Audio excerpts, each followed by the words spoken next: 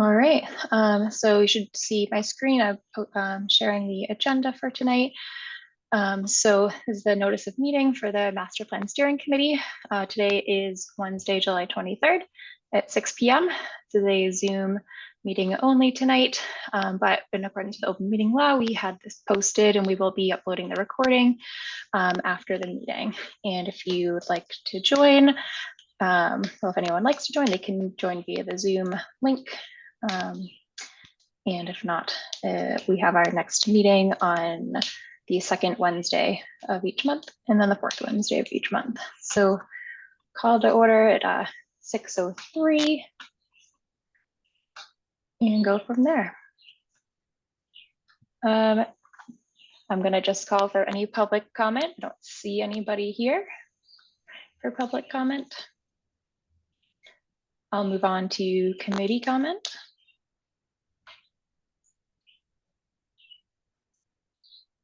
No committee comment I'm hearing. Next on our list is just our administrative notification of our vacant seats. So we have Conservation Commission, the Zoning Board of Appeals, and one at-large membership. I did get into contact with Conservation, and they are putting this on their next meeting's agenda to see if anyone is available from their commission to join us. I reached out to one of the members on the ZBA. I did not hear back. I couldn't find the chair or the vice chair's emails in the town Outlook. So I don't know, Matt, if that's something you might have some, or if anybody, some background on as to maybe how I could contact them besides going to a meeting, of course.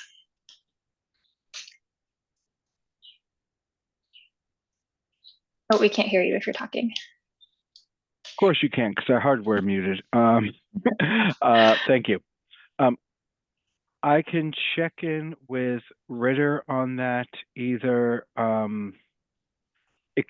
tomorrow or Monday. I don't know when I'll be in next, but I can get that info for you. I do know that ZBA has a lot kind of on their plate otherwise right now, so I wouldn't be surprised if they're one of the board, as we know, there's boards and commissions that kind of get into that situation where, okay, we can send someone in a bit.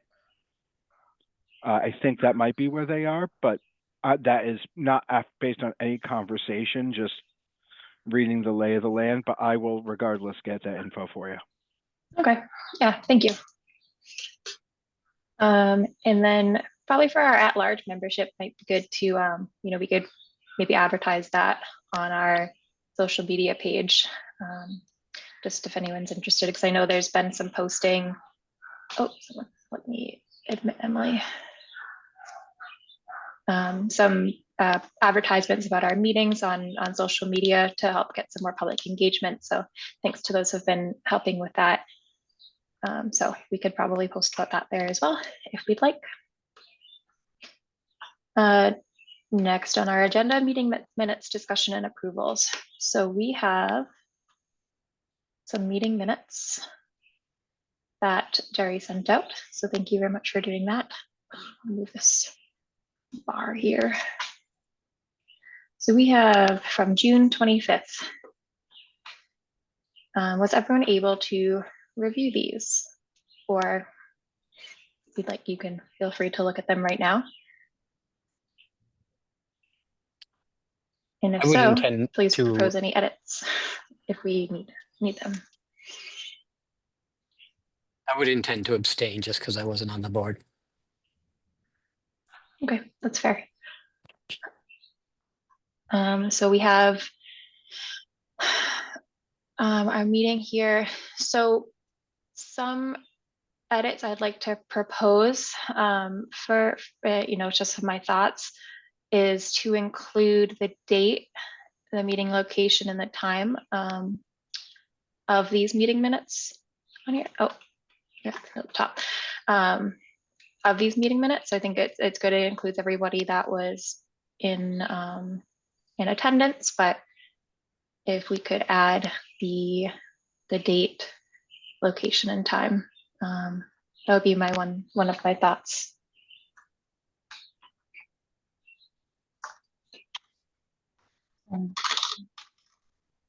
Hi everyone. I'm realizing my name is on there as an attendee. I don't think I was actually able to make that meeting, so I was with you in spirit.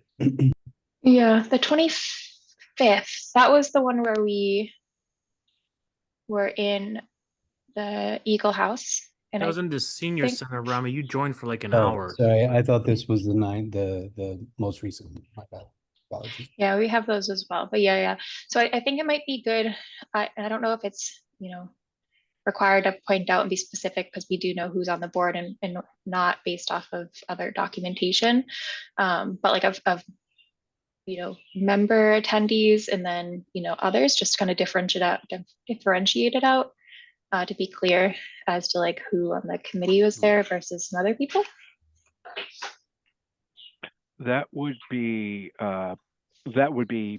a wise choice, just in terms of for the record and everything in the long run. Any changes the group wants to make could be edited live and voted on, or you could eventually, if you know what they are, contain those within a motion. Like it would be a motion to approve the meeting with the following edits and list them out.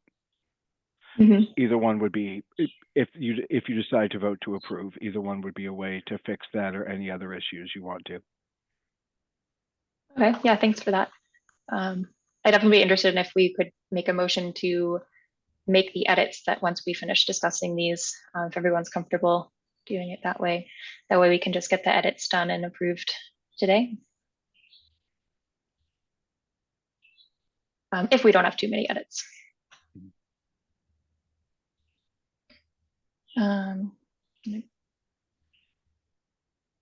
So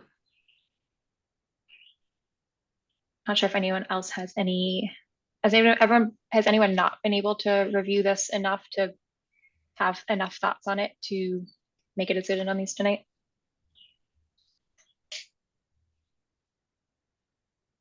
No, I was happy with how they looked.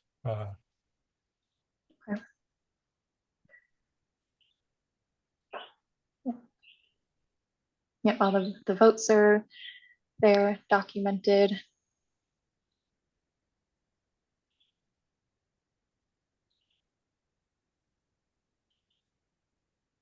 And yep, promotion. Okay, so with the two following edits of having the date, location, time, and then the members versus non-members distinction, I would like to make a motion of those two edits.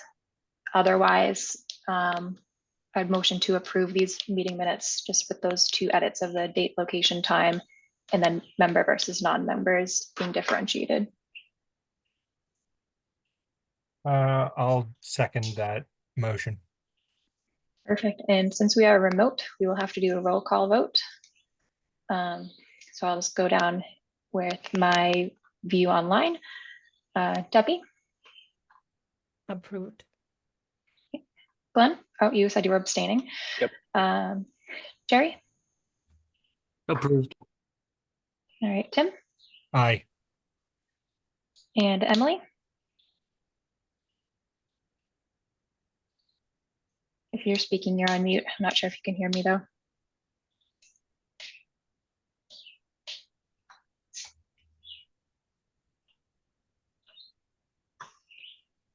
Emily, are you able to hear us?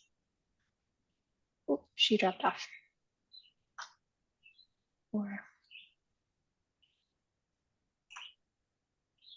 So that leaves us with 4 at the moment, right? 1, 2, 3. Oh no, it's still 5. Okay. So we'll have to document that Emily just popped off at 8:12 as well. So then we have the 4 and then an I for myself. So that's a vote of approval of those meeting minutes with those conditions.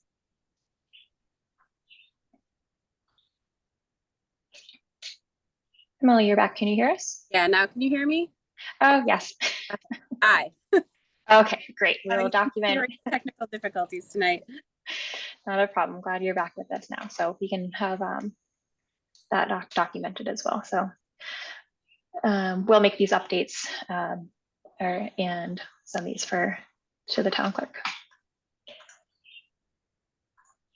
All right, so we did have the July 9th meeting minutes as well sent out. So has everybody been able to look at these? If not, we can review them at the next meeting.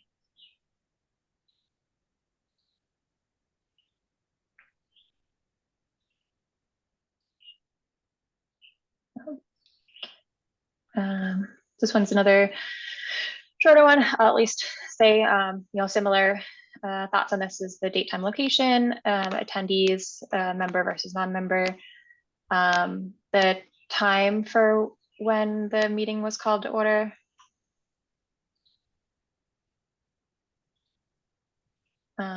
Just like for correction, this is just a typo to ZBA.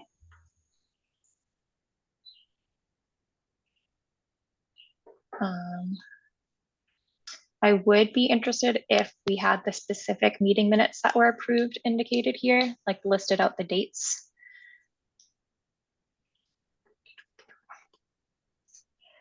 But otherwise, I'm okay with this. But maybe this one has a little bit more edits, and we can look at this again at the next meeting if everyone's okay with that. And if you have any other thoughts, feel free to send them directly either to Jerry or to myself. Okay, all right. Okay, next up is, so as most of you likely know, the opposite weeks that we meet over under meets with myself and Matt and Tony, just to go over just administrative tasks related to just the project in general. So we met to talk about the committee feedback that we reviewed at our last meeting, our last public meeting. And they definitely wanted to provide some feedback from that, which it's great. So we're hoping to hear from them tonight, which will be our next topic. But we also they shared with us some towns in Massachusetts, their master plans, and Tony sent some out to the committee to review. So feel free, if you have any questions about those, feel free to ask the over under team anything about those as well. I'm wondering if we could get some more similar communities to ours.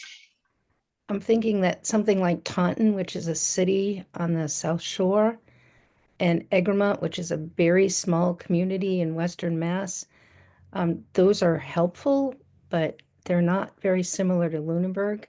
Wondering if we could get something like Pepperell or Townsend or something that's Central Mass, something that's more similar to me would be more helpful.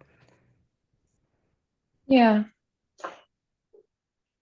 Are you looking for just examples of those towns' master plans? Or because these are master plans that over under put together in particular? If you're looking for examples of other towns' master plans, we could certainly get those for you as well.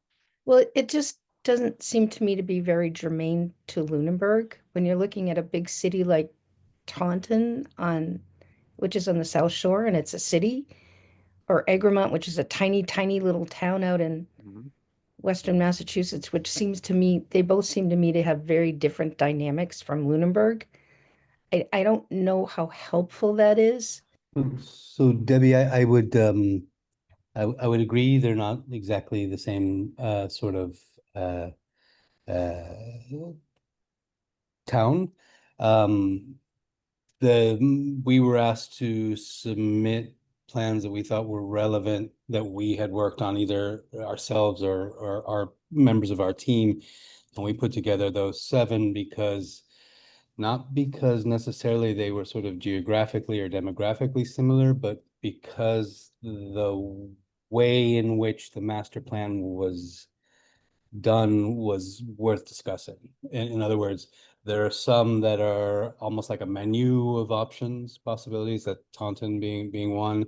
There are Okay. some that are much more prescriptive. First you do this, then you do that. So it's not necessarily about the specifics. Unfortunately, we just haven't done any master plans before Lunenburg in Central Mass. But the idea here was not that it was sort of look to these for the recommendations, but more look to these for the way a final document can appear.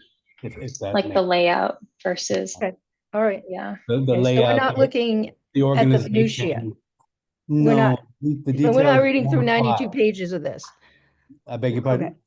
We're not looking for 92 pages of this. No, but you know, that's also a good question, is like, what sort of document do you want? Do you want something that is shorter, and then there might be, if you want the details, you can go into an appendix, right?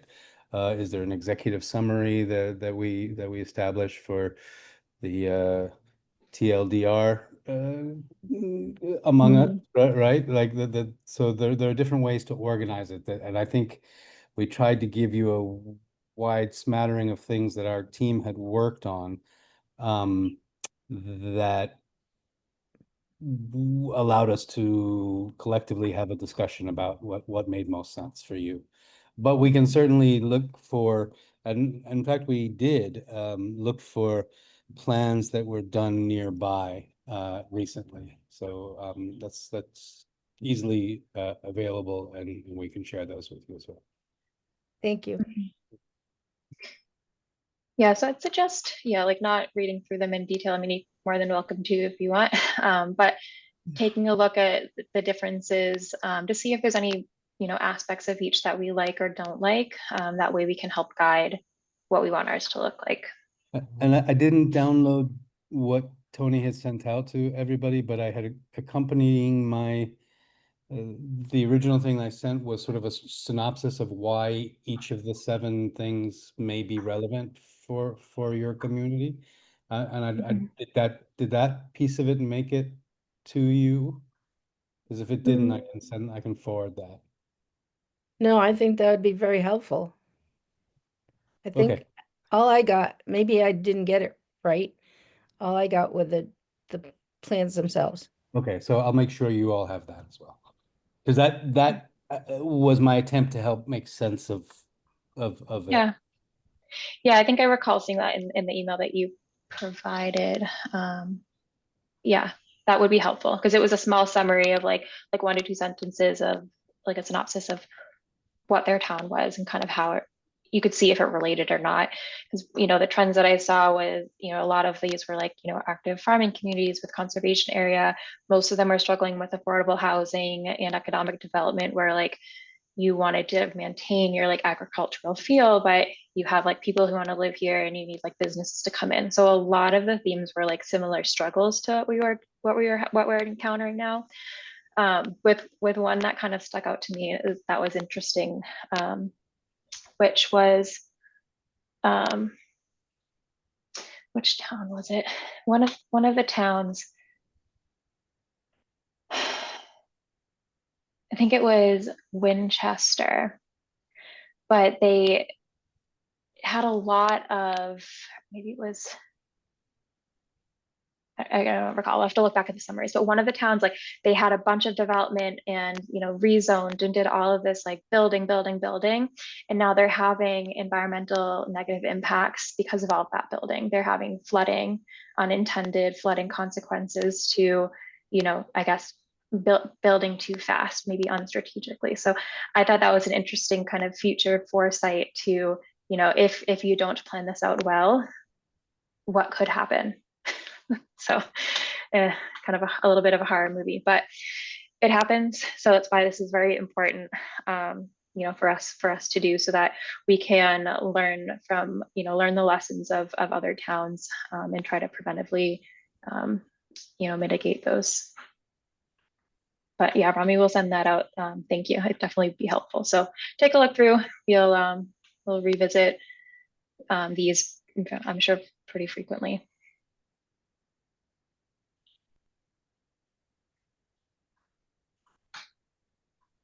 But in terms of getting into the bulk of it, so last meeting we spent many hours. So thanks to everybody for diligently going through the details, and we narrowed things down to must-haves and nice-to-haves. And the must-haves, I wanted to highlight kind of like what does that mean. A good saying for that, that I'd like to kind of have stick in people's spines is what Lunenburg needs to survive. Without these things, we cannot continue as a town. People won't be able to stay here or come here. Nice to haves, what Lunenburg needs to thrive. It's above and beyond the basic rations of what would be great to have a wonderful community on that kind of like first round of wants. So we also added some, in the meantime, just what some potential relevant committees could be that we would send these out to, and then how to solicit some feedback. And then at this point, I'm hoping that, Rami's team would have some feedback for us.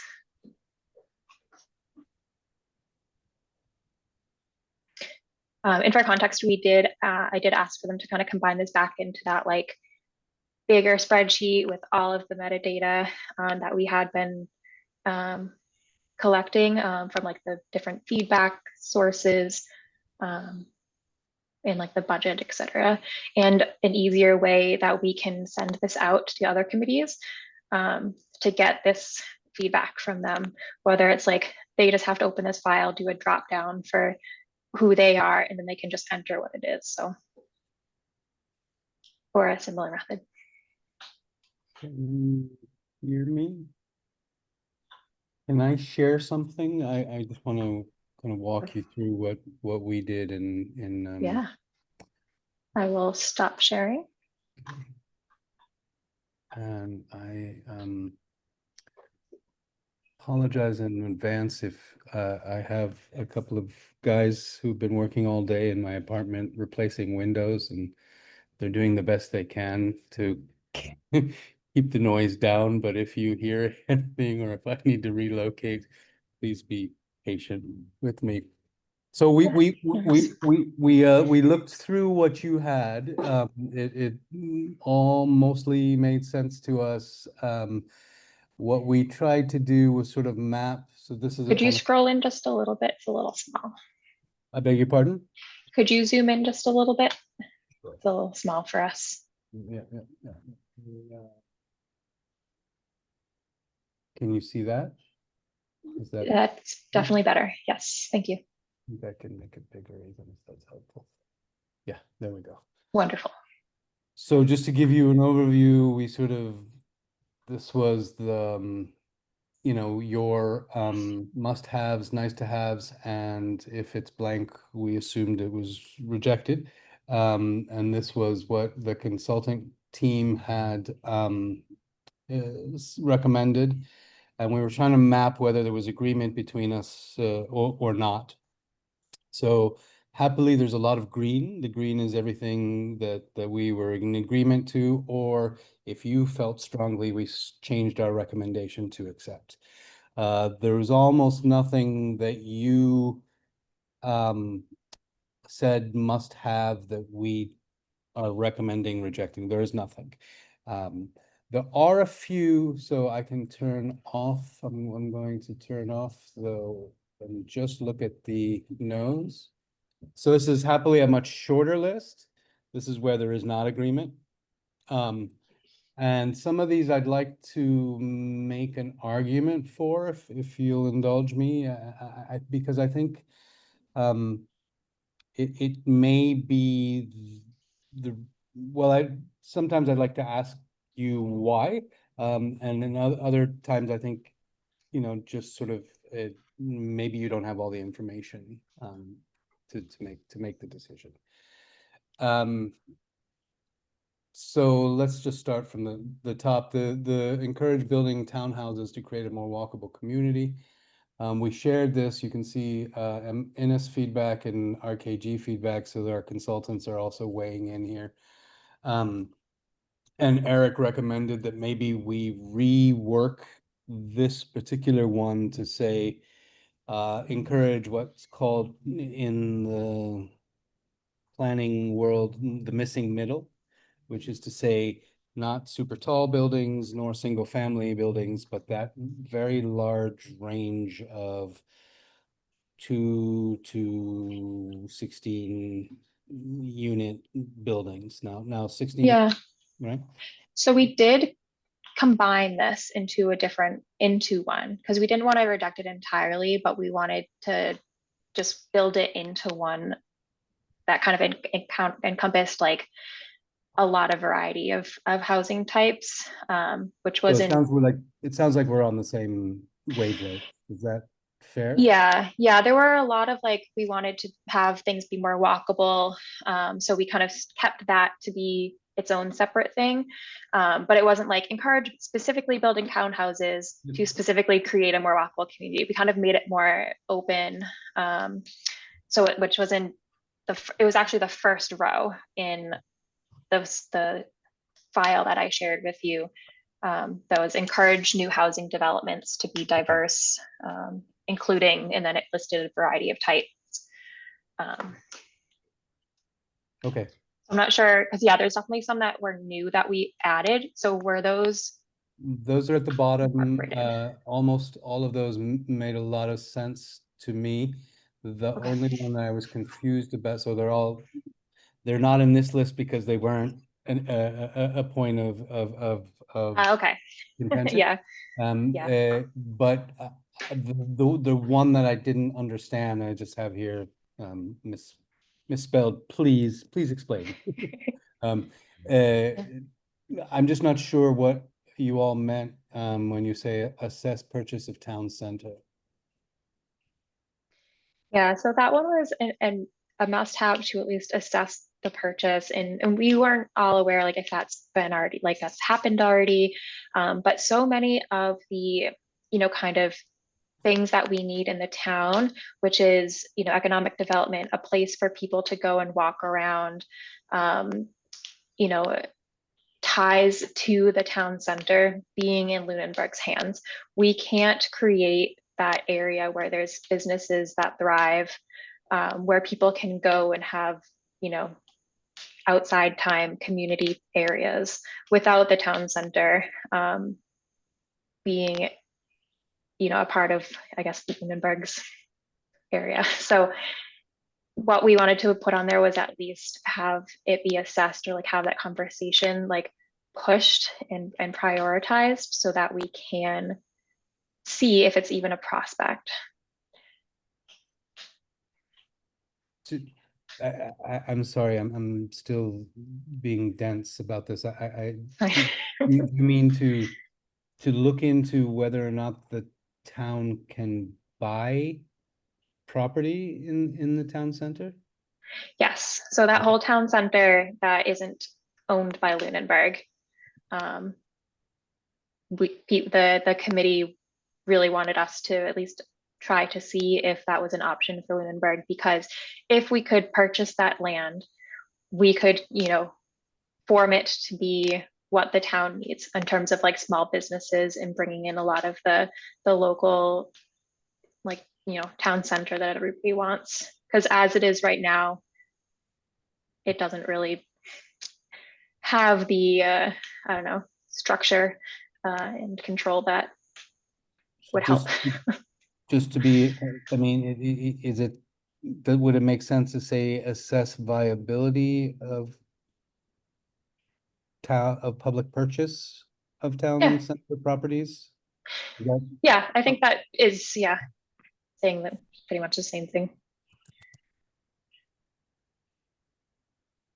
I would, I get the thought process here. What I'm hearing from the committee that the committee would like to see to my understanding, and Rami, you can please correct me if I'm wrong. Uh, doing things like getting more space for small businesses or what have you would often be better or more frequently accomplished through zoning rather than specifically through a town purchase.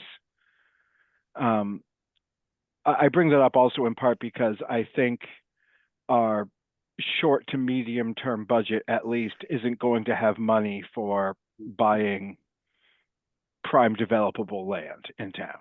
I mean, I suspect that assessment would be pretty short, to be honest. Yeah. And the answer would be no.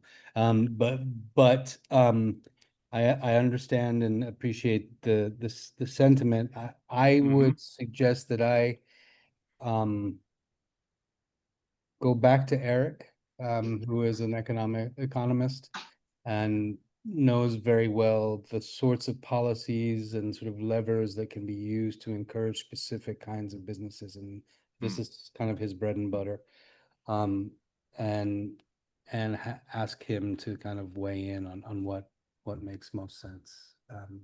If understanding the goal is to kind of support small businesses, walkability, et cetera.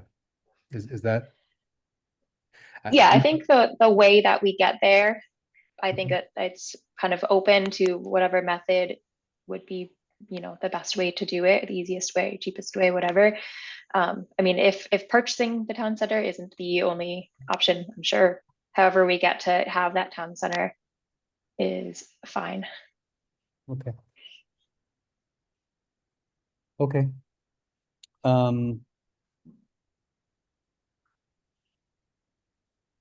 So Yeah. back to the top. So I think we're sort of on the same page with respect to kind of missing middle, not focusing just on townhouses. Yeah. The second one has to do with inclusionary zoning, and it seems to be something that the group has not supportive of, at least. We didn't know what that meant. So we wrote a comment being like, we need to better understand what this means before we could think one way or the other. So, I mean, the recommendation is super specific, but maybe we leave it a little more open-ended. So to sort of study the impacts of inclusionary zoning.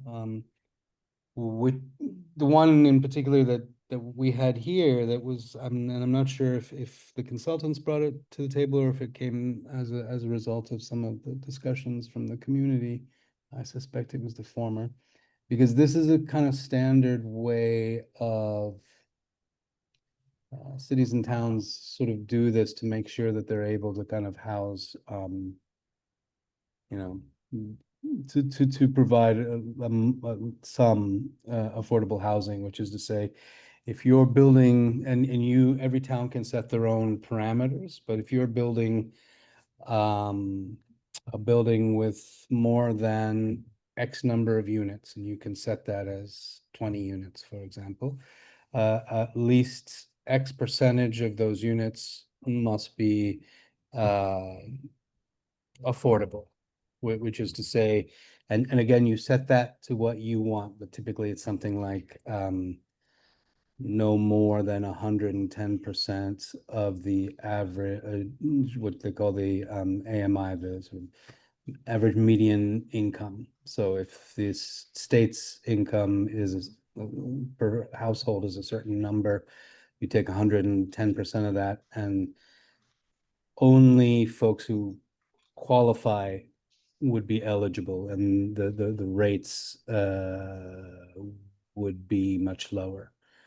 Okay. So it's essentially a way to allow for affordable housing to be included as part of a mixed use project rather than just an affordable housing project, if that makes sense. It's sort of, it's not Yeah. exactly new, but it's a way of kind of, rather than kind of setting up buildings that are only, Section 8 housing or only for the poorest, it's more integrated, and from the outside, you can't tell what unit is whose, right? And they're part. Yeah.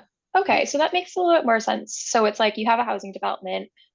Let's say you have 10 units. Mhm. One of them is required to be affordable housing, essentially. Yeah. Okay. Different communities set that at different levels, right? It's the most ambitious are places like Cambridge and on the East Coast and Berkeley on the West Coast, and they're at like 25%. Okay. Most places that I'm aware of are somewhere between 7 and 15%. Yeah. And So maybe a question. Massachusetts effectively requires that towns have 10%. Is that correct, Rami? Yeah, I mean, sort of through the 40B. Through the 40B Yeah, process. yeah. Yeah. So basically the sum total of your housing, I think it's 10% has to be affordable, however you do it. Mhm. But what this particular thing is saying is if you're doing market rate development in town that is, I mean, not a single unit, but larger than like a multi-unit building, then within that you have to accommodate some of your the town's affordable. Yeah. And right now we're at 10% because that's the state mandate. Is that true, Matt? We are not, no, it is not. So the state, when I say the state requires, what it is if you are not at 10%, then developers can come in with a 40B project. The one, I can't remember the name of the road, but the giant apartment complex they were trying a few years ago to put on that nice country road with farms and no services is an example. And that is a process by which, so building affordable housing in isolation isn't profitable. So developers won't do it. So what the state does is say, okay, if you're building affordable housing in a community that doesn't have enough, you get to ignore all sorts of local requirements and restrictions in order to do that. So one reason to build in some of these requirements is the closer we can get to that 10%, the less at risk we are for a developer coming in and putting in something that doesn't match the character of the town or like is really out of place for other reasons like transportation or something. Okay. So do you know about like what we are at? About We are just shy of, I think we're at like 8 point something or 9 point something. But it's not the case that they can just get an approval to get up to 10. If you're lower, they can get an approval for whatever size development they want. okay. So, and those of you who have heard me talk at length about housing in this town through MBTA communities and other discussions, we're going to need more affordable housing. And I would personally encourage us to look at inclusionary zoning one way or another, because I think that's going to be better for the town in the long run. And like Rami said, creates a more equitable environment where it's not, oh, you live in the poor person housing.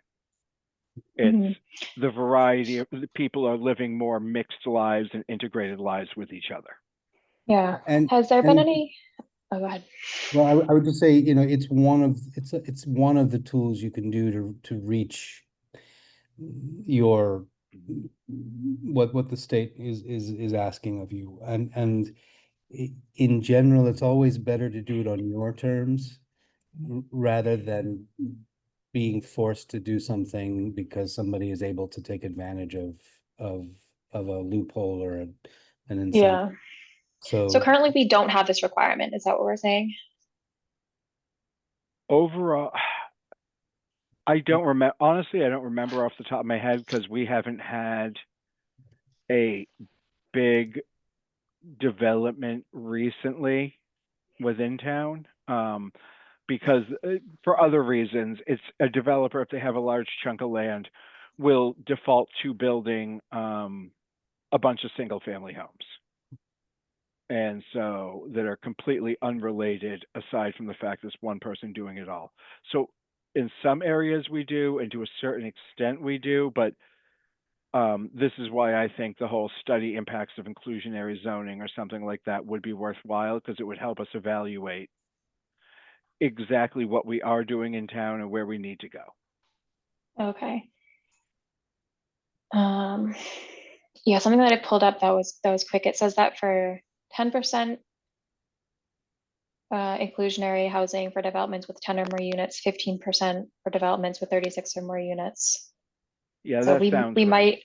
might already have that then, if that's the case. Yeah, 10 or more, and then 15 for 36 or more. You can get creative with it though, because like I said, we have a lot of developers coming in who aren't making developments. They're making 10 single family homes or 5 duplexes that are independently owned and technically separate. So even there may be room for improvement in terms of, like we do with stormwater, where we look at the collective process of building as a whole. Even though you're doing 5, 10 separate things, if you're doing them all at once, we're going to count it as one. Mhm. Hmm. Okay. I think that's worthwhile. I agree that's worthwhile to look into any like additional things that we can do that's for different types of housing versus these multi-unit situations, because we have a lot of that popping up, and I'm probably from what you're saying is, you know, because it's there, because people can do it. Mm-hmm. Yeah. So yeah, maybe study the impacts of inclusionary zoning and development feasibility. Development feasibility. Rami, could you just explain what that verbiage means a little bit more? Study the impacts of inclusionary zoning on development feasibility. So In that last half. I would say it's sort of twofold. You know, what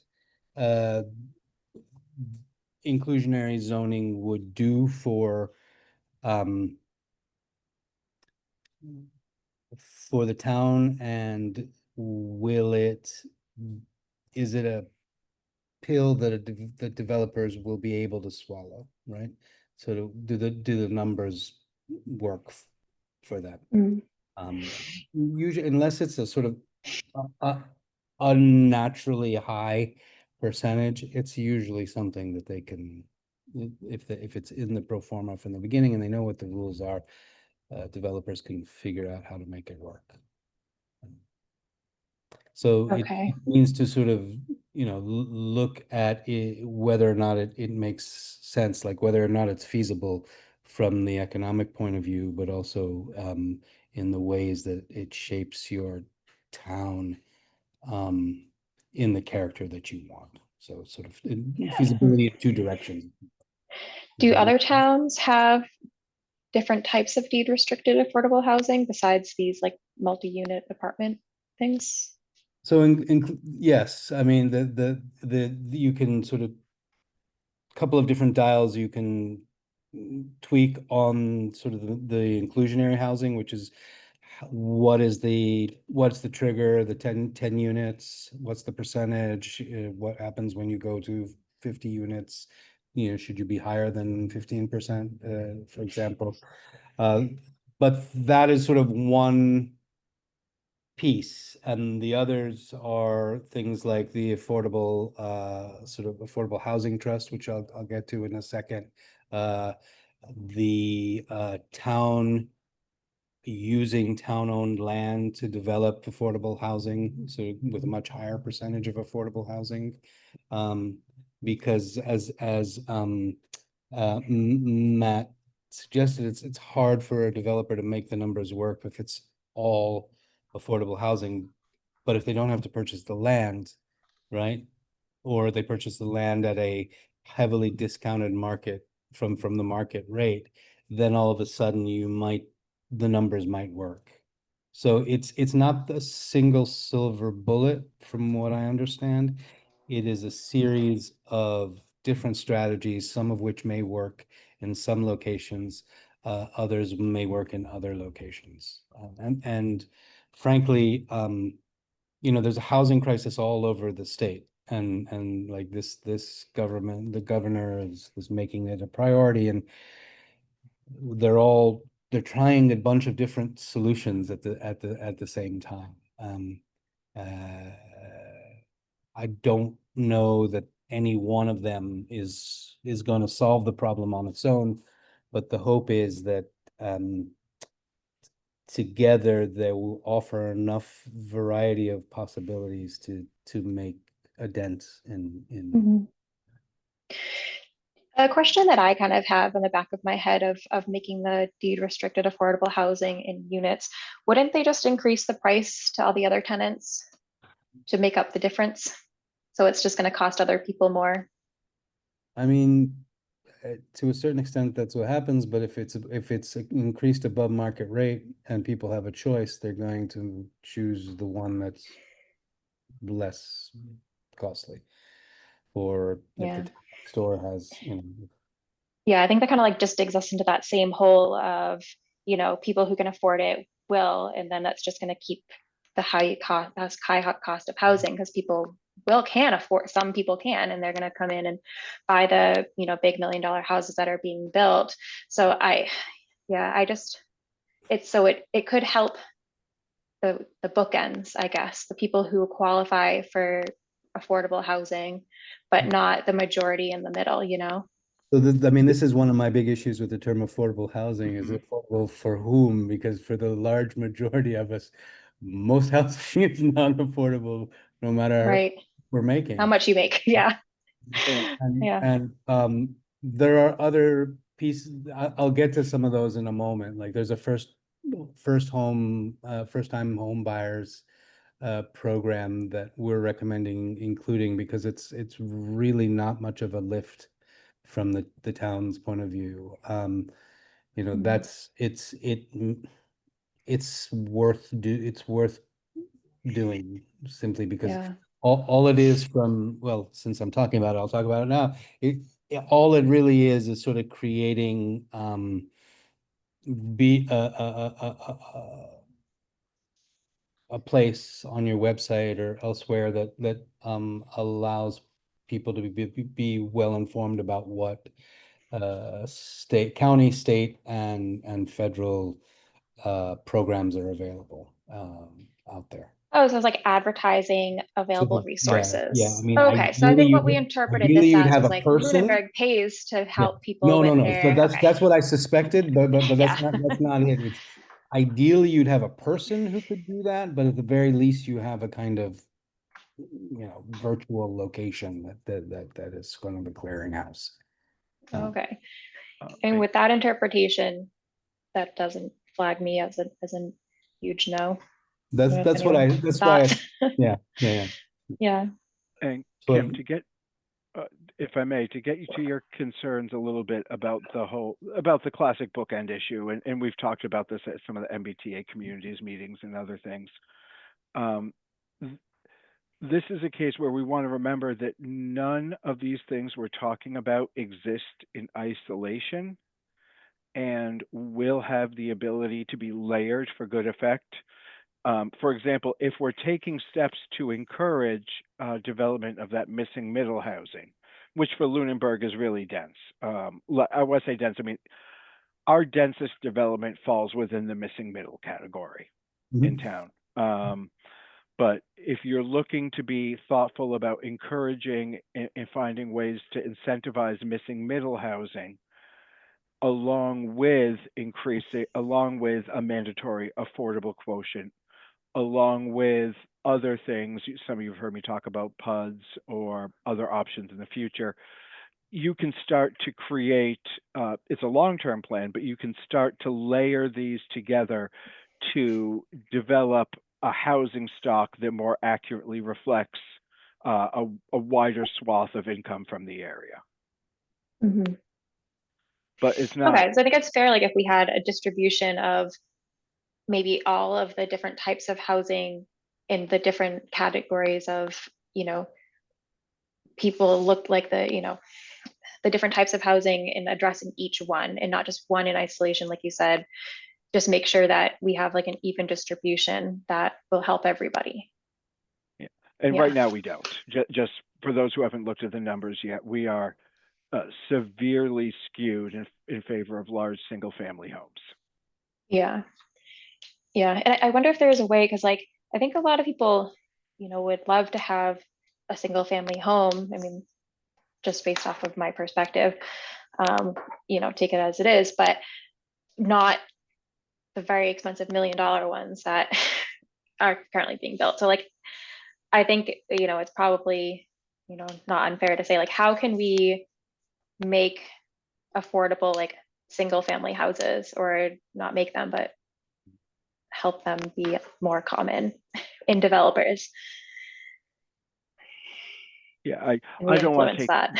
I don't want to take too much time the committee's time with that, but there's Yeah. a lot we can do, and like I said, a lot of it comes back to a lot of these requirements and understanding that it's not one thing from this list or one thing from whatever we're approving. It's taking all of these ideas and then assembling them into a whole that can make a bigger difference. And again, you're talking about constructing housing. That's not a short-term goal. That's a long-term goal. Mhm. But Are it there is doable. any points on this spreadsheet that is one of those potential possibilities for helping that situation? Could you ask the question again? I'm sorry, I had to step away from. Oh, no problem. So we're just talking about like regular priced single family housing, for the middle ground person. Is there anything, but like not one thing will fix that? Is there, but one thing, is there anything on this spreadsheet that would help influence the developments of more like regular priced single family housing? I mean, the first time home buyer would for that first time, yes. I think in general, the thinking is, the more housing options there are, right, the less the less expensive they'll be, right? So, and if you are kind of incentivizing or requiring the availability of, housing stock other than large single family homes, right? Then you will, this is what the economists tell me, then you will sort of bring the overall prices down, that there will be, because there's more availability of more housing stock and more varied housing stock, people will find their price point. So it's a free market argument. There are other places that do it in other ways, but we live in this world. Yeah. And it seems to work in some places. Yeah. Yeah.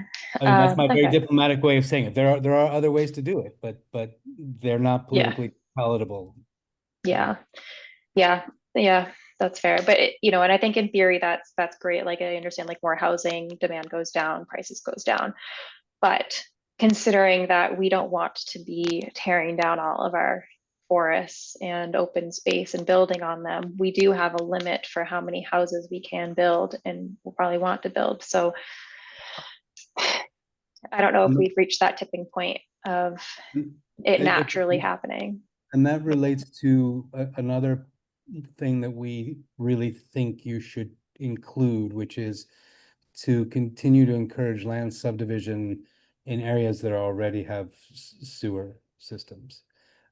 Because if you densify in the areas that are already connected to your utilities, and we're not talking about huge tracts of land, but if you allow for higher density in the places that are already connected to the sewer system, you don't have the infrastructural costs, you don't have the environmental costs when, you know, somebody's own do-it-yourself falls apart, and you increase the density in a very specific corridor. So you don't get things like the, you know, potential nightmare at the end of a long, you know, the how many hundreds of units that developer was proposing at the end of a long country road in the middle of the farm that's not sewered, right? So you can concentrate, and this is exactly one of the things that we're talking about, is like, if you have a proactive plan to where your density occurs, you're going to be in charge of your future rather than allowing other people to be in charge of your future. And the idea is that with that increased density, I'm not talking about huge, we're really talking about a few dozen acres because if you look at a map of what's already developed and what's sewered that's developed versus what's undeveloped and sewered, it's not a huge amount of Yeah, let me just of stare town. let me steal the screen real quick because I pulled it up. I'll give it back to you, but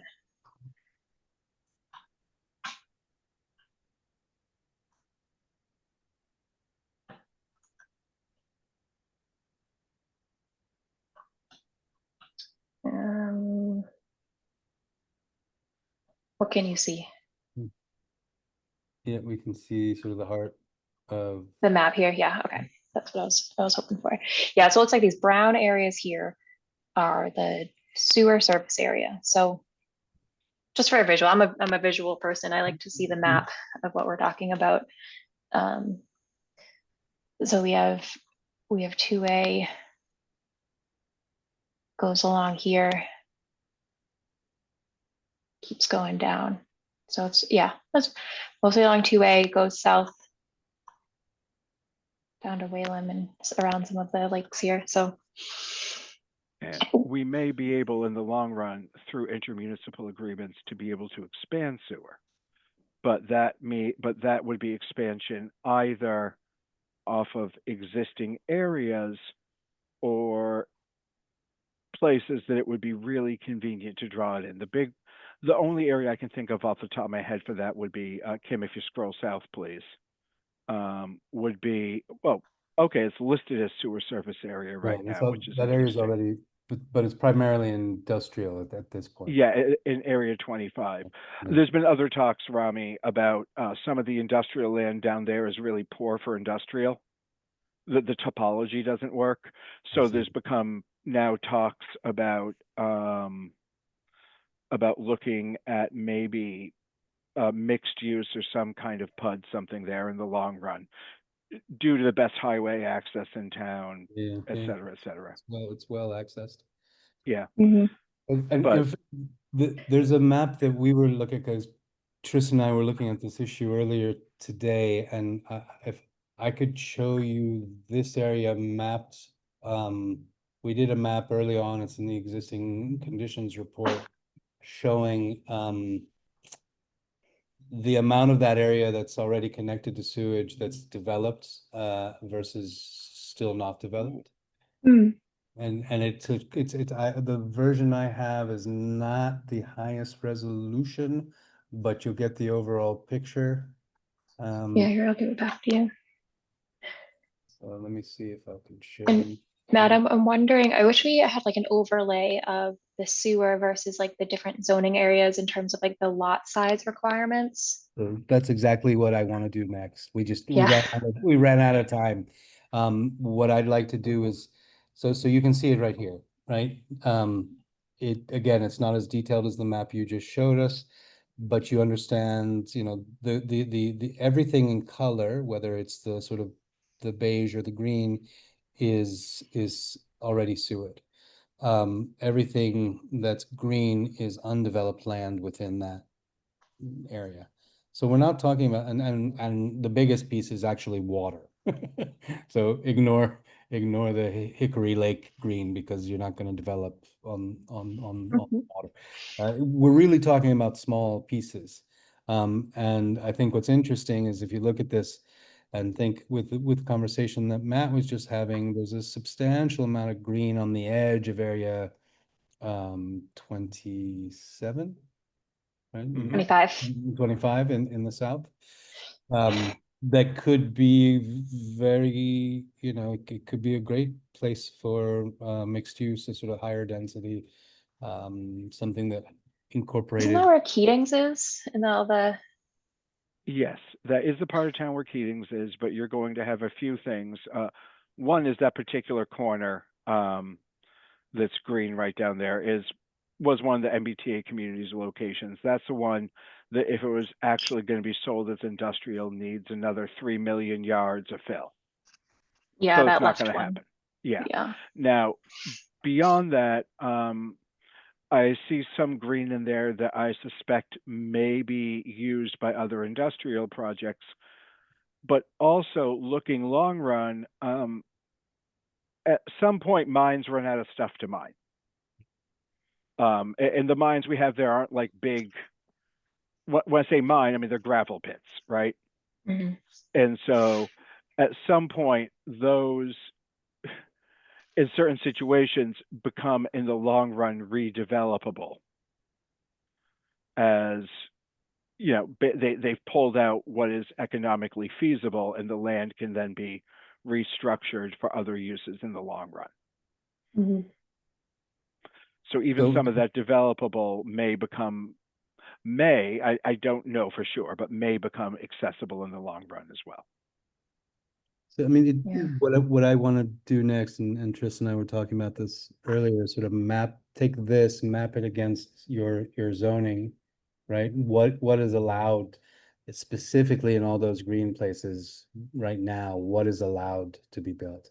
Mhm. Also worth looking at what is allowed to be built in the beige areas, because it's possible that if maybe not all of it, but along certain corridors, for example, you allow for kind of an increased density or in pockets, right? That you can build a little more than the kind of 1 or 2 unit per parcel that the town has now.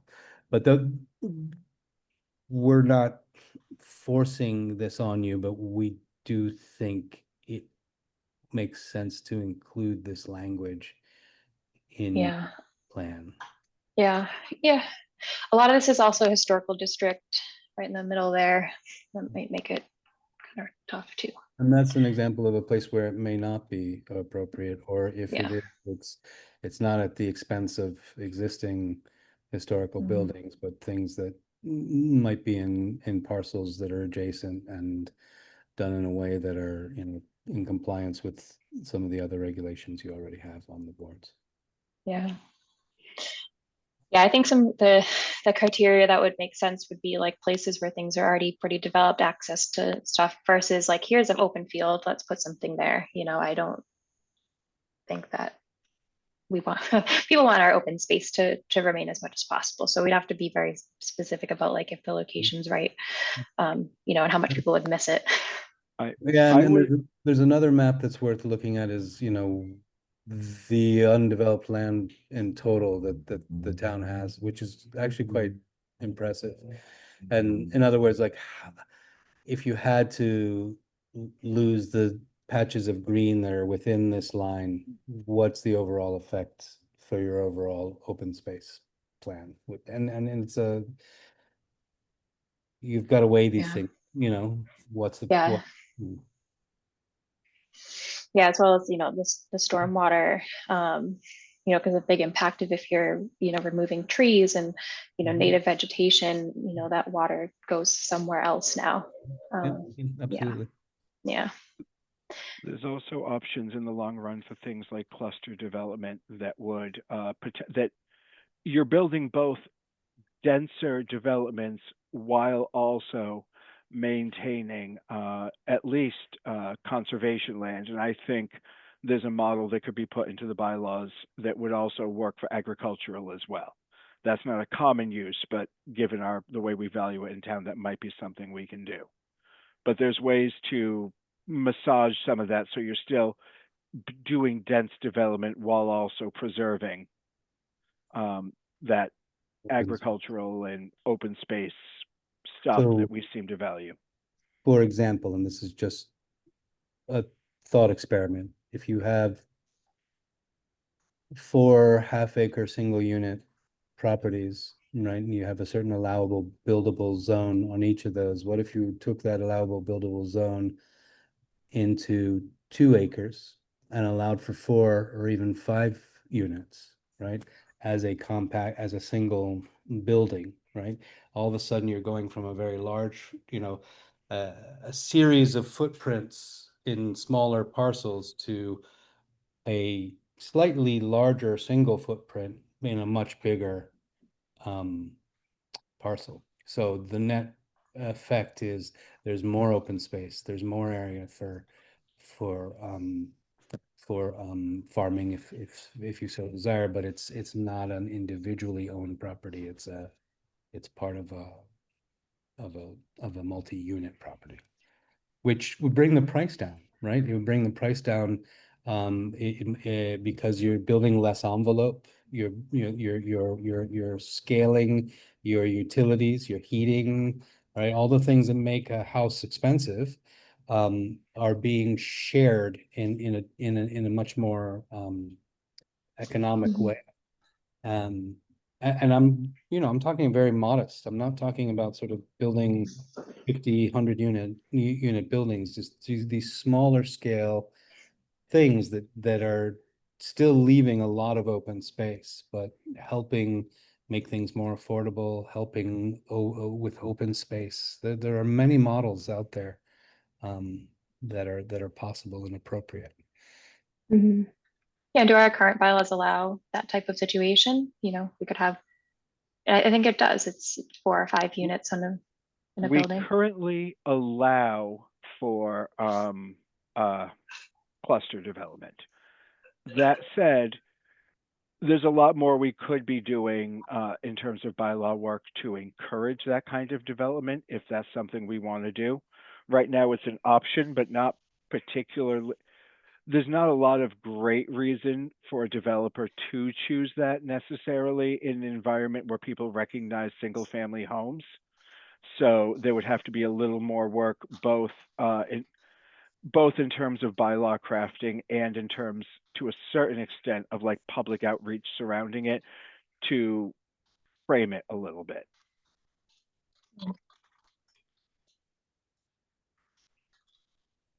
So by like making it more, I don't know, wanted, I guess, by developers, like what were the types of things that one might have to do to make it more, you know, interesting? I mean, this is something that I would certainly be happy to hear from Rami if he has a more well thought out answer than me.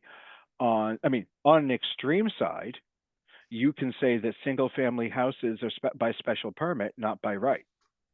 And not that people can't build more single family houses, but making it by special permit means the planning board doesn't by default have to say yes. And developers 9 times out of 10 will prefer to develop, maybe not 9 times out of 10, but much more frequently, they would rather develop with site plan approval than special permit because the criteria for saying no to a special permit is wildly different. There's much that's- less certainty, and Yes, certainty means more time. Time means a more expensive project, a project that they can't see the end, right? If you can't see where it ends and when it ends, you're taking on a lot more risk. Now, Mhm. there's also things you could do. This is where I'm less certain. I know there's techniques out there. I don't know all of them. I'm imagining we could also play with things like if you're doing cluster development, you're allowed 1 unit per 0.75 acres rather than per 1 acre, and that would let them work in a few more units into a mid-size or larger development. I don't know exactly how that would play out, but you start to have other options to play with that just make it economically a better choice. And then what you also need is, frankly, we need the planning office staffed, which hopefully will be happening, because then in the long run, you have someone sitting in that office that when a developer expresses interest can lay out for them some of the options they have in town. Developers do not know the towns they're working in very frequently. They come in and they kind of assume everyone's the same, and they do have to have someone to say, not have to, but it works best if there's someone to say, hey, here's the nuances. Now, we've been kind of without that for a couple of years in Lunenburg.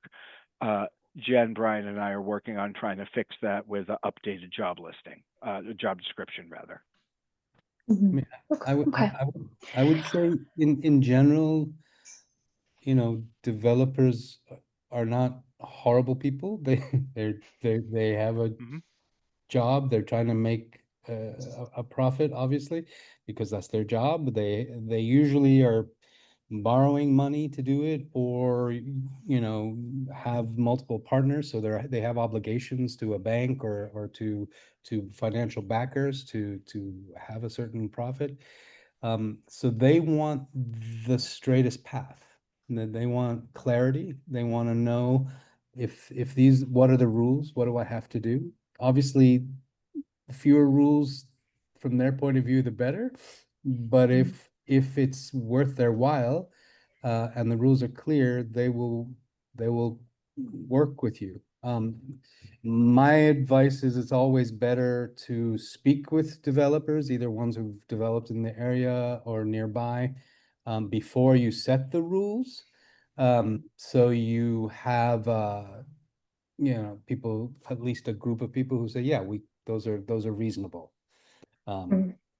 So Okay. there are carrots. There are a lot of carrots. You like what Matt is suggesting, that you would have as of right the ability to build one like maybe 20 or 25% more, if you do a cluster as opposed to a single family, right? Mhm.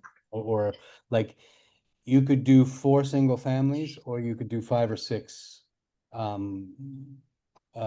units in a cluster, up to you. And then, you know, Okay. you take out your calculator and you figure out what that means, and it might be to your advantage. Yeah.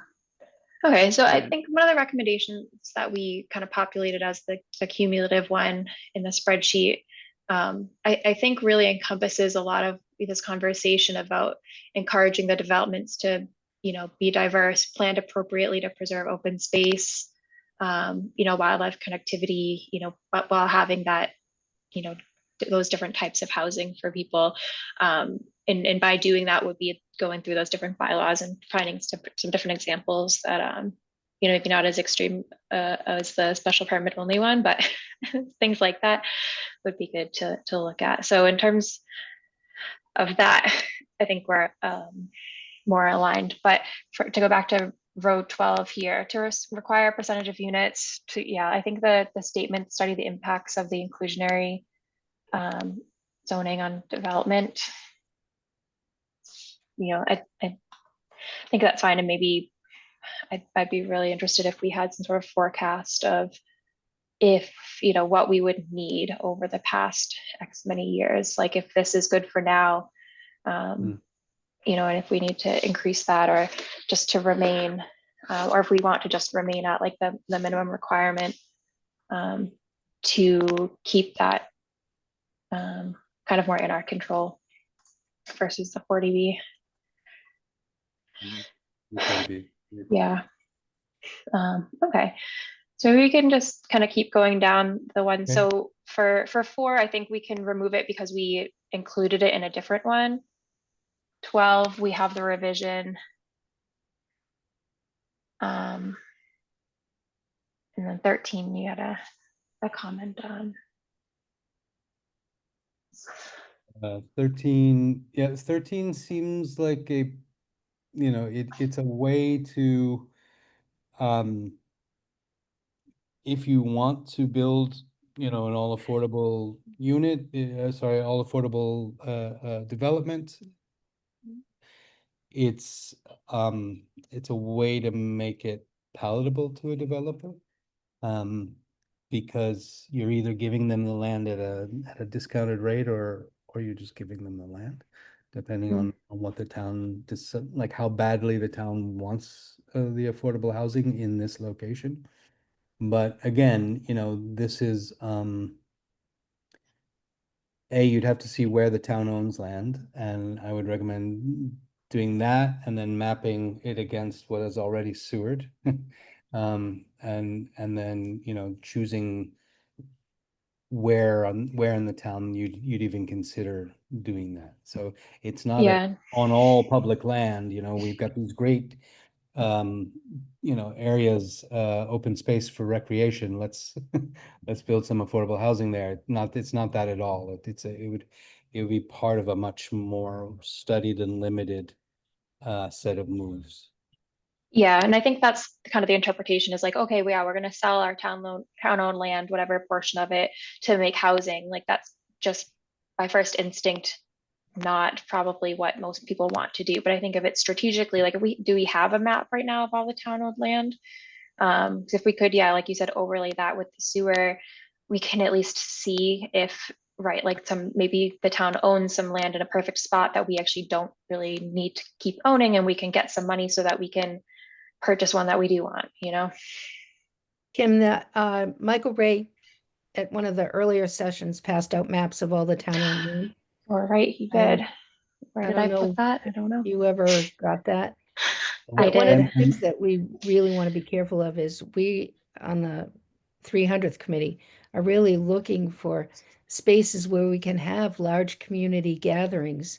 And at present, there aren't any, but the town owns land. We just have to get it to be accessible, flatten it out, get parking. These are expenses that we're going to have to incur if we want to have large public gatherings. At present, there just aren't huge spaces where we can have good public gatherings. So I think that if we change some of the nuances of this language to make sure that we are preserving land that we need for public gatherings, and those are excluded from this, that I think I'd be more comfortable with it. But there Yeah. are maps that Michael Ray presented at one of our first meetings that show all of the land that's available. And most of it is not sewered, for your question, Rami.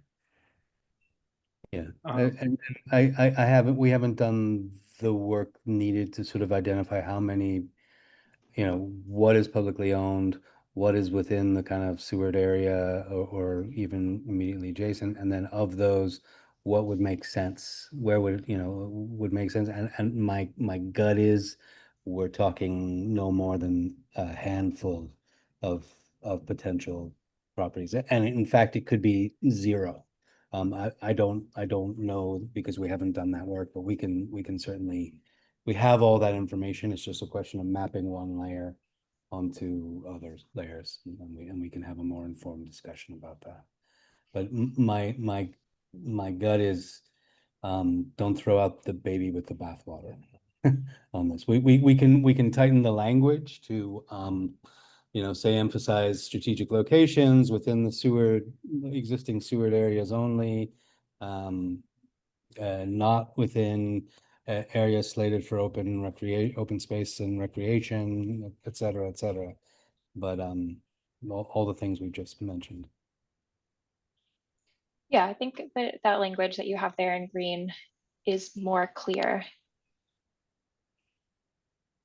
Okay, Okay. I'm gonna give that a big, bold, capital Y. This is my little nomenclature on the side here. Yeah. So in terms of, I guess, as we go through these, I think it would be good to still identify like if it's a must have or a nice to have, just to keep with that categorization. Yep. So for the second and third one, so these two that we have, what do we want to classify this as? Must, like we need this, we need to do this, you know, to keep our developments in check where we want them to be. to be able to use our town land in efficient ways.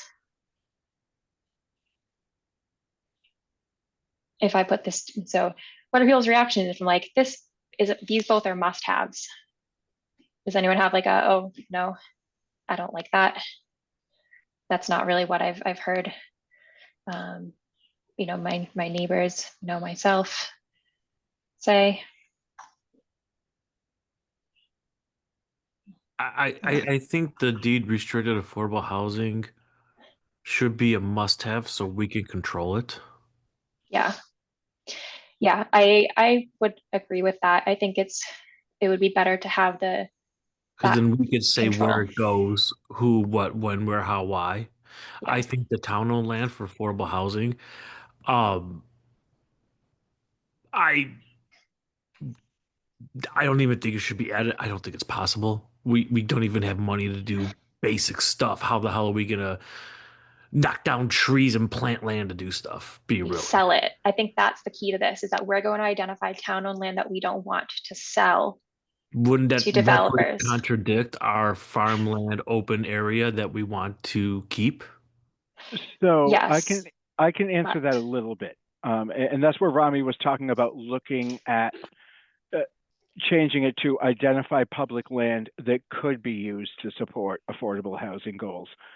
One location that's town owned and came up in public meetings, I don't remember if it came up from members of this group or outside, was the notion of where the elementary school used to be adjacent to Ritter.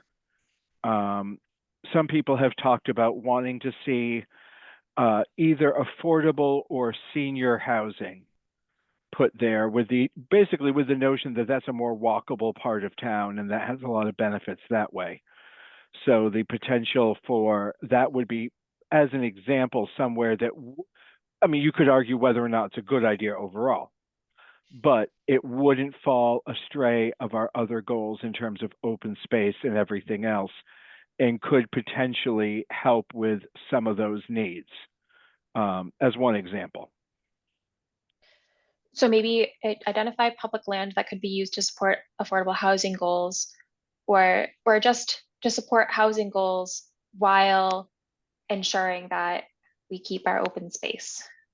Because this is like specific little pieces that don't really help us with our open space. And maybe there aren't any that qualify for this.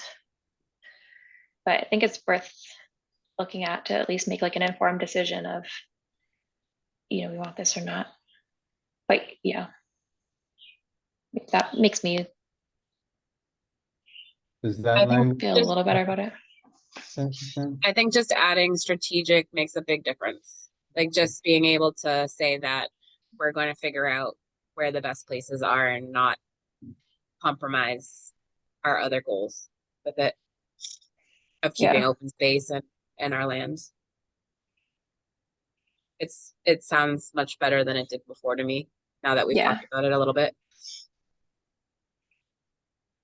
So, and we can wordsmith this, but as a kind of first draft, strategically identify public land that could be used to support affordable housing goals while ensuring other community goals.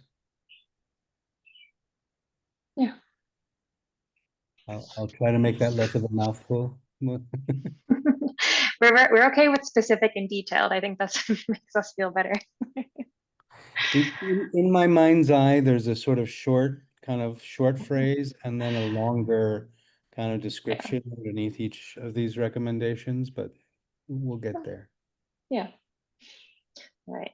So for this next one, I think we might have removed it because again, establish. So I'm sorry to interrupt. Oh, Is this a must-have or a nice to? thank you.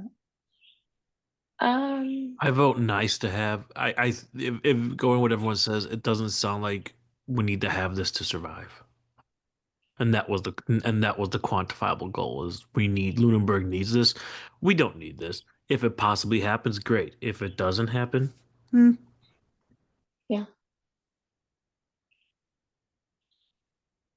I like turning those things green. Yeah, so for row 14, I think it was again, establish an affordable housing trust to help. And I don't know if that's something that like the town would fund through taxes or through a different program. So, the town doesn't fund it at all. It is basically you communicate with the state that you have such a thing, and then you are then eligible to apply for funds to help support affordable housing. It's as Eric says, a no-brainer. It doesn't cost you, it may cost some staff time. Mhm. But it's a pretty good program. So would this fall under kind of like our housing authority? That's like rental subsidies. So would this be more for purchase or building? So this is usually to help, I want to make sure I'm saying the right thing. This is usually to help municipalities and other nonprofits fund their affordable housing initiatives. So What types of initiatives do it's towns have? very, very wide open. I have I'm gonna put this link in the let's see if I can do this without copy this, and I'm gonna put this link in the Zoom chat if I can do Oh, that. perfect. I think chat's disabled. Ah, okay. Well, how can I get it to you? Well, let's just go there for a second. All right. I think Kim could change. Oh, there. So Kim is still disabled for us, by the way. I saw you sent a test message. Mm. Well, that's the first time home buyer, so it's this one.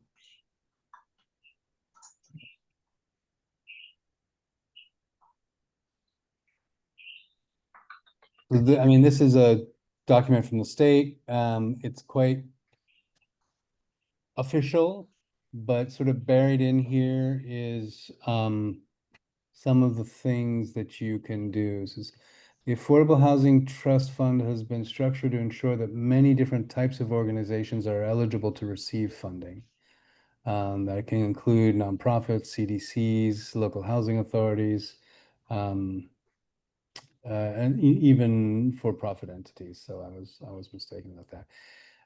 And it is sort of geared to make affordable, and they're defining affordable as sort of no more than 110% of the area, the AMI. And they can do things like help with deferred payments, provide down payments, credit, matching funds for municipalities to sponsor affordable housing. There's a whole set of possible tools in their toolkit that the state has. They've allocated. I don't know what the current allocation is, but it's in the millions every year. Jerry, for hand raise. Rami, just how successful is this with other towns? Have they used it and actually done something that you're aware of, or is this kind of like a shot in the dark that gets used once every 5 years? But just to answer your question, Jerry, every 5 years is not insignificant, right? I mean, if you're, especially for a town of your size, the amount of affordable housing you kind of are required to build is not enormous. So it might make sense that you only use it every few years. But if you don't have the fund kind of set up, you don't have access to it. So it could be something that you never ever use. But if you don't have All it access would cost to us is a few man hours, basically, what yeah, you're saying. yes, yeah. And who could get this money? Is it, you said it's profits, nonprofits, municipalities, anybody? It's very widely defined. My Interesting. request from the planning office would be, if it pleases the steering committee, anything you can give us in the master plan to help with affordable housing that isn't going to run afoul of other fiscal or social goals we have Mhm. would be super appreciated right now. I'm trying very hard because I'm not a planner, but have to play one on TV frequently, to help us navigate some of that. And I can tell you, even when we've had like Adam Burney in the office, it is a nonstop concern that isn't going to go away. So any tool in our toolbox would be very helpful. I don't want to encourage you to get rid of like things you value, but otherwise, please give us options. I mean, Yeah. judging that this costs $0 and some man hours, I think this should be upgraded to a must-have. Yeah, I think this is I'm another okay with that. case of we kind of misinterpreted what it really Right. meant. And so it Which is sounds what like I- it would be something to Okay. have in our back pocket for all the other things that we're thinking about going forward with.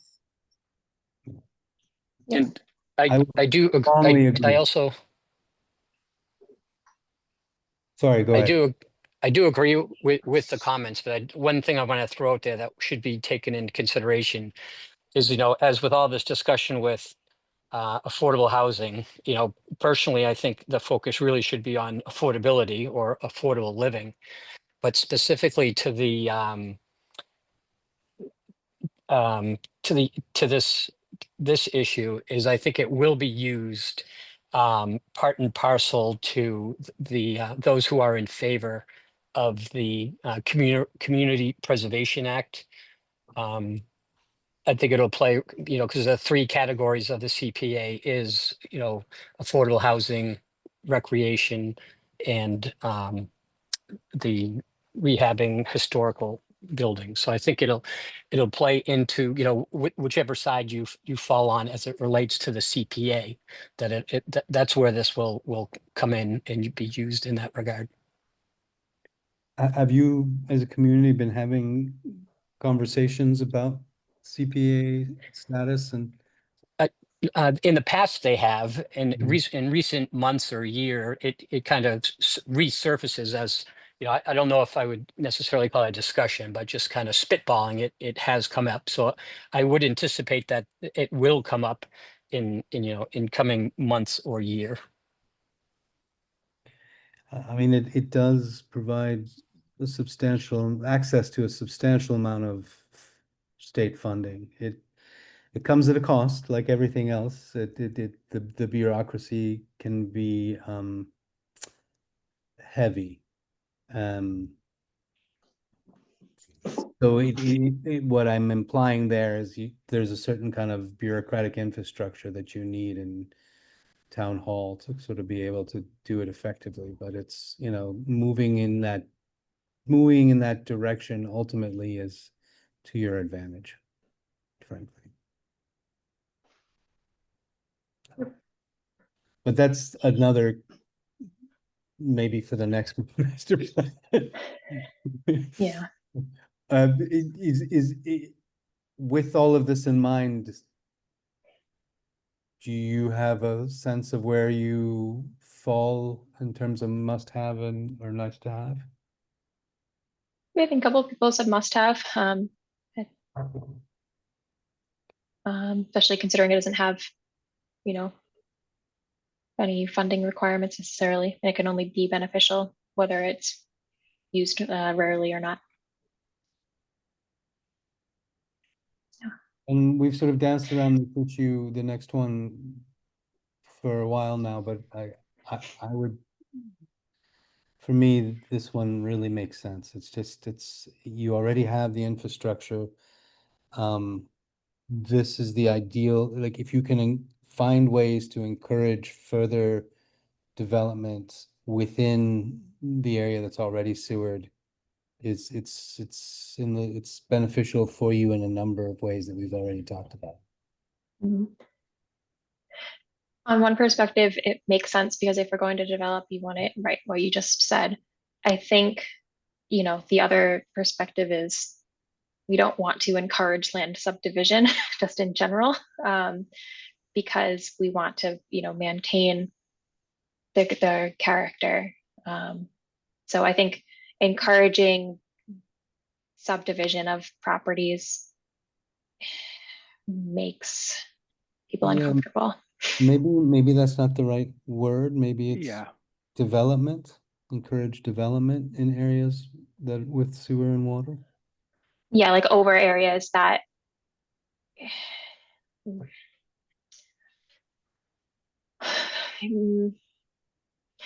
maybe it's again, it's all like just strategy. It's like prioritize land subdivision in areas that have the least amount of impact to infrastructure, open space, i.e.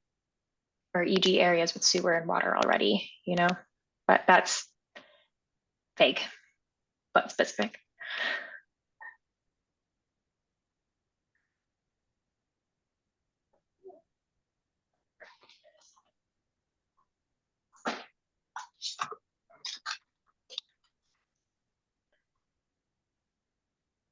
I mean, we can use this same phrase.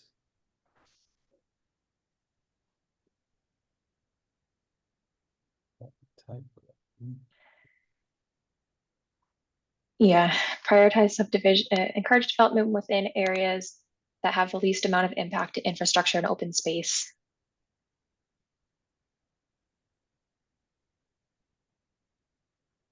Like, e.g. areas that already have sewer and water.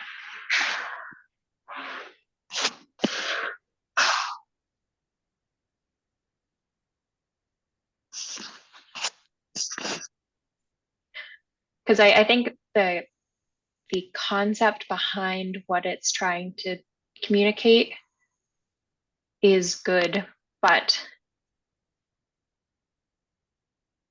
is maybe portrayed a little bit not positively.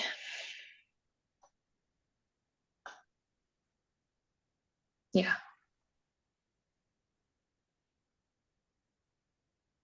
Okay. Yeah.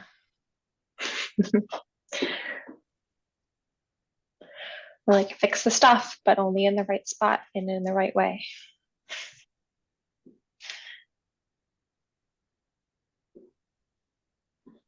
And then is that nice or must?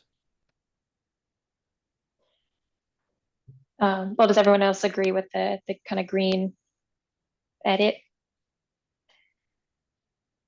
I agree with it, but I think it's a nice to have. Um, I mean, I don't know how many more. I mean, I'm not part of the water district. My neighbor 2 doors down is. Only he got water because they built Cortland Circle, and they had to extend it to require that in order to build that subdivision. So perhaps this already exists, maybe, or something similar. I don't know, but it's a nice to have. But I think if someone wants to build a little rural, Well, that's not saying you can't. It's just saying where are we going to? So again, what that says to me as a planning board chair is when the planning board is making choices for development, would it be better if we put it into the areas that are already more developed and have the infrastructure, or kind of go more like rural, suburban, and spread out equally across all of the town? Mm. And if the goal is to, I mean, because the thing with any of this is development only happens if there's demand, right? Because none of this is the town building something. This is the town setting it up for other people to do things. And they'll only do that if they can make a buck. So And they where only should make a we buck if be? people want it. Yes, and they'll only make a buck if people want it. So a large part of it is where are we going to encourage development when development's in demand? We can't force it because a lot of developments by right. But like I know this is one of my common refrains. We can do things to encourage more in certain areas. So if we'd rather see denser development where there's already infrastructure, then that's what this tells me as a board member to aim for. Right, and I think that makes a good point. Like, would we prefer the town be evenly distributed of stuff happening where we have like an even amount of open space everywhere, but not as much in distributed, or kind of concentrated in areas? If you think of other towns and you're driving by, you're like, oh, this is, a nice center of town where people are, here's some, houses, and then, like, oh, then it opens up and it's, kind of a different part, like, like Fitchburg, for example, there's a lot of densely populated areas, but then you have the area of Hollis Hills, where it's just like, oh, am I still in Fitchburg? So.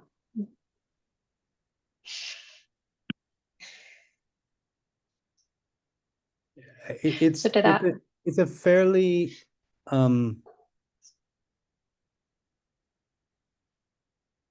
in my opinion, it's a fairly common sense thing to do. You can control where your sort of more built up areas are by where there is sewer, right? You have, it's not to say that if you want to build a single family home in that area, you don't have the right to. It's just saying, you can do other things. Now you could change it to say you don't have the right to do to build the single family homes, but that's not what we're actively saying with this wording. This wording is just saying encourage the latter and encourage the opposite. yeah, I mean, encouraging development within areas of least amount of impact infrastructure and open space. I think that's a strategic goal. Is that a must-have or a nice-to-have? If we want to continue having the big open spaces, yes, then, I would think it's more of a must-have. If we want to be environmentally conscious, this would support that.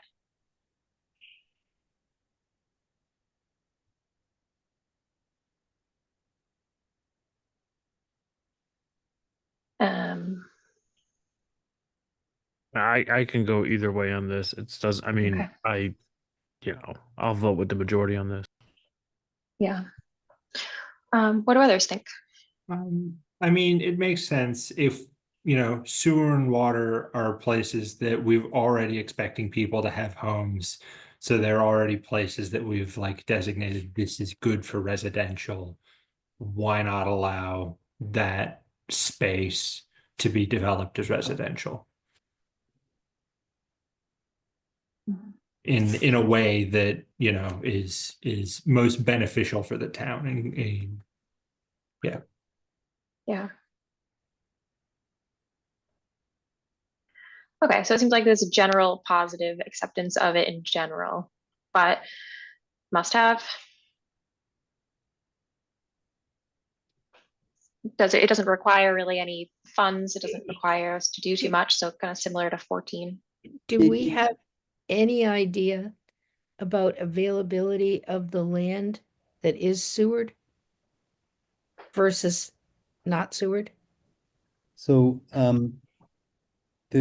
I showed a few minutes ago the map of with the beige Right, and the green. right. It's essentially that area. Yeah.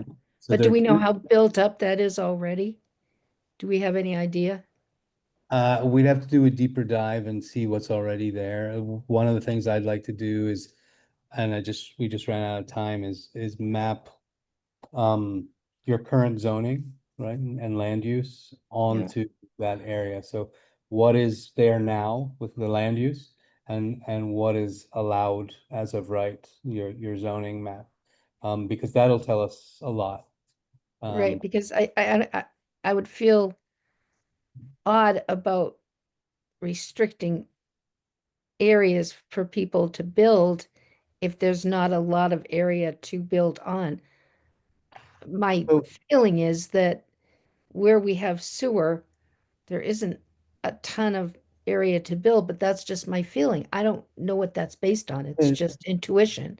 You're not wrong. Your intuition is right on. There are very few green spots, right? So the Right. available areas that are not yet developed within that are a few. Right. Maybe 10, 15% of the total. In addition to that, it's possible if, not today, but, 10 years from now, that it's some advantageous for folks to develop in some of the beige area stuff that's already been built, but is like a one family home, and was built maybe in the, let's just say, the 60s or 70s. That's the building is coming to the end of its first useful life. You either renovate it so it survives for a few more generations, or you add to it, or you tear it down and build something else. If you are allowed to build something larger, right, in an area that's already sewered, as opposed to something larger outside of that area, that's also a possibility in the future.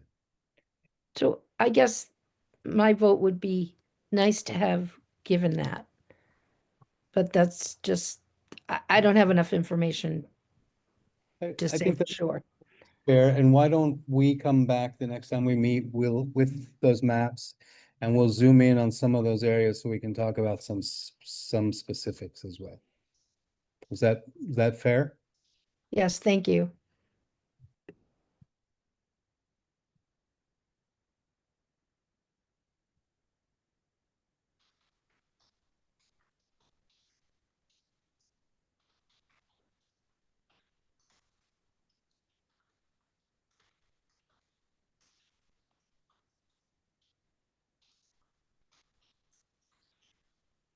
And then the next one, line 17, I think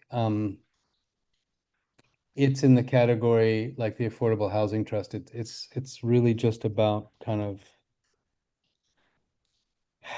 being able to advertise these programs, right? And you're not providing the funds, you're just providing the information. I think this is a nice to have at minimum. Like, I think we should include it since it's, different interpretation than what we thought. I think I- maybe the wording should be a little bit different because create first time home buyer program, just we kind of interpreted it as what the state already does for people. So maybe Yeah. saying like Rami said, advertising for what's available. Maybe we should take create out because it was a little misleading, I think. Yeah. Or yeah, okay. So If we all understand what it means, can we just leave the word? My worry is that if we start mucking with it too much, that might make it harder for Rami and our friends at Over Under and RKG and its associates to actually do the thing that's best. So where they've said, okay, create a first time home buyer program actually means blah. Would it be better if we just accept their definition and kind of run with it? It's your call in the end, but I just feel like create sounds like we're creating it. And it sounds, from what Rami said, it doesn't sound like we're creating it. We're sharing it Mhm. or we're advertising it. Create means like we're making it. And it doesn't seem like that's what we're doing. Unless I'm wrong, unless I interpreted what you said, Rami, the wrong way. no, I hear what you're saying, and I'm trying to find a word that kind of alleviates your concern.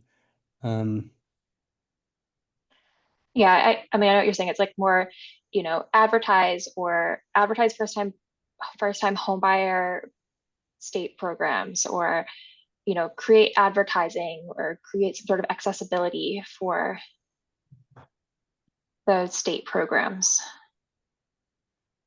So Because if what- we all interpreted it as like the town's going to create and fund it, everyone else is too. Create awareness of first time buyer programs. facilitate first time homebuyer programs.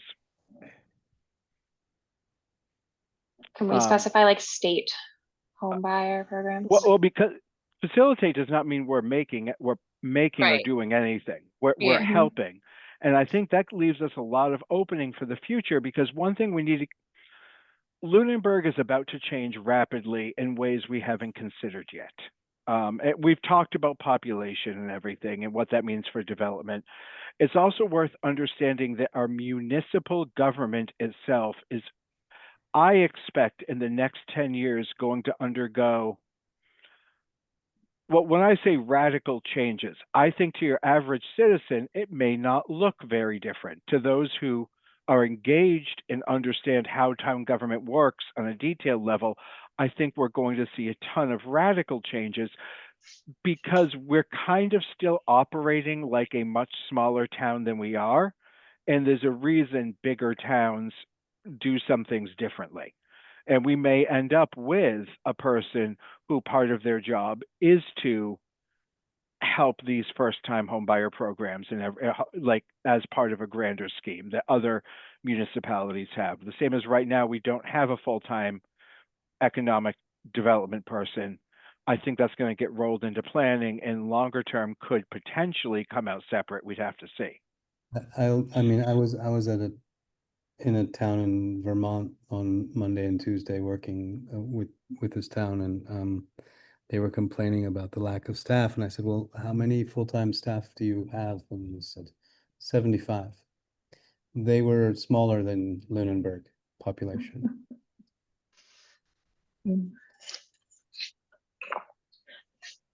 I think having that additional staff would be really great. I mean, yeah, I mean, it all comes at a cost, so. Mhm. But you're also able to do things when you have staff. Yeah. Yeah. Okay. I Yeah, for mean, the town-owned farmland one, create a strategy for it. I mean, this seems like you've already, What- it's not a huge amount of land that the town owns that is designated farmland, but it seems to me that you would want to have a plan for it. So we were a little confused as to why this wasn't a. I Given wonder if we her- combined this into a different one.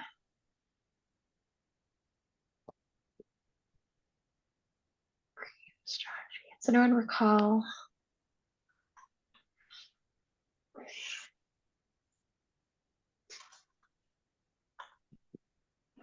me see.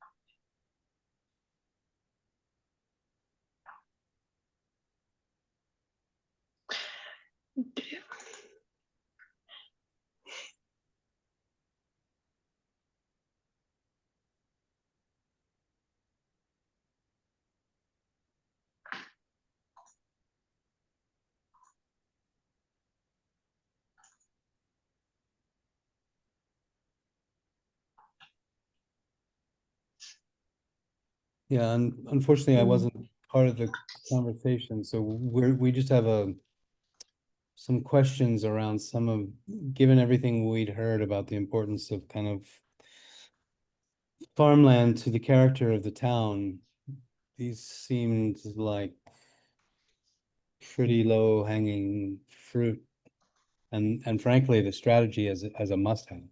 And Yeah, I'm trying to figure out here if we just combined it with something else.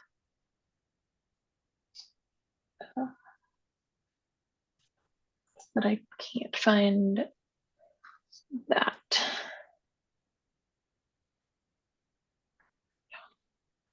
Hmm. From a practical standpoint, I will tell you, if we don't have one, we will lose it. Yeah. The land management in the town is not at the level I wish it was. And I mean land management strategy. And if I'm going to be frank, without some push from this master plan to get better about it, it ain't gonna happen right now. I wish it would, but I think that you may need a kick in the pants from this group to encourage that, and anything you can to do that would probably be helpful, even in like kind of tertiary ways and in tangential ways that aren't quite the same. But oh well, if we're developing strategy for our farm, for our town-owned farmland, we should also be looking at X, Y, and Z too. Mhm. All right, so does anyone, if we don't recall the specific conversation about this one, how do we feel about it now? So Yeah, I don't remember disagreeing with this one. I don't know if it was mixed up with something else, but I yeah, agree we should probably keep it. yeah, yeah, I think it's a must-have. Yeah, so good catch on that. So it was a long night, so it might have been. Yep. And then the next two are pretty low lifts. They're not, I wouldn't put them in a must-have category personally, but they're certainly ways to help talk to yourselves, to each other as a community about the importance of your, locally grown products, and also a way to kind of telegraph to visitors the importance of, your farmland. It's really a marketing kind of thing. I thought we combined those up when we were talking about the farmer's market, maybe. Did we do that? That was my recollection. Yeah, let me look at the ones that we Asian funds.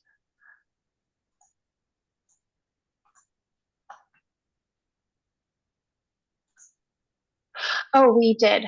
So we merged this into a more specific one. It was inventory and create a strategy for unprotected and protected farmland and seek opportunities for protection.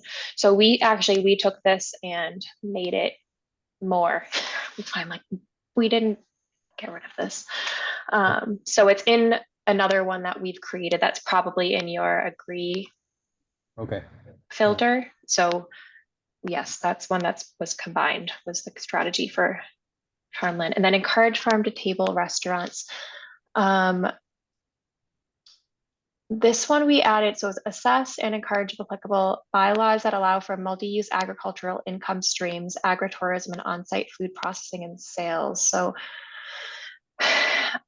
that I think is related to the farm to table restaurants, because that's just utilizing their areas to sell food. I don't know if that is allowed, or like the Board of Health requirements and all of that, which but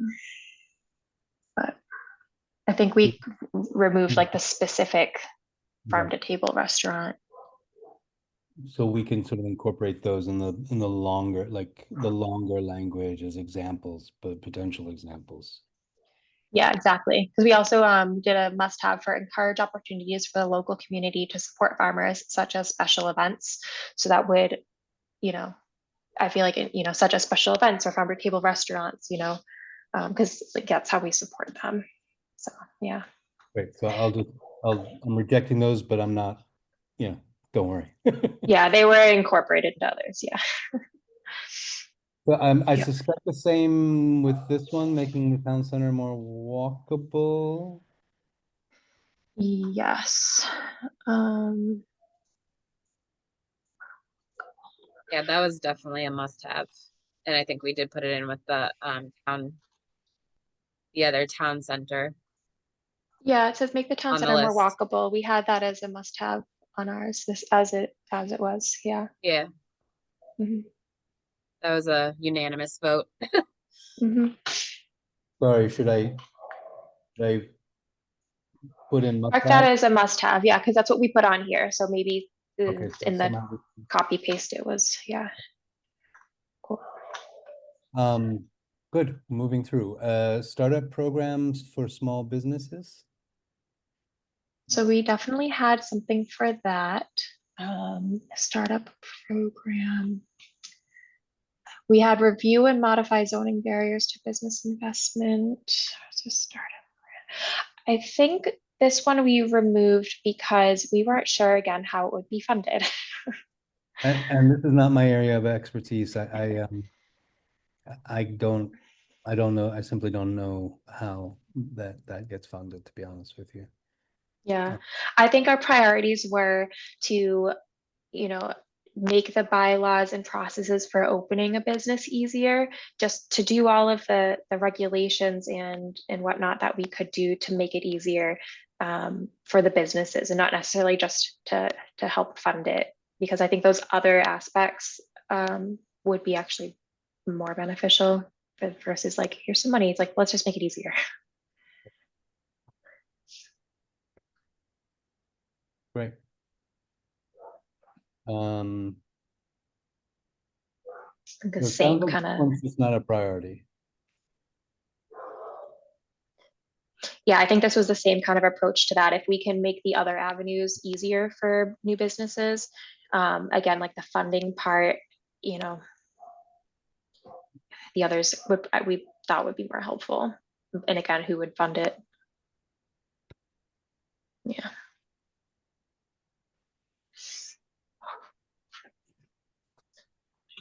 I mean, I don't know, you know, I mean, this kind of falls into the staff resources, and it's definitely a good to have, nice to have.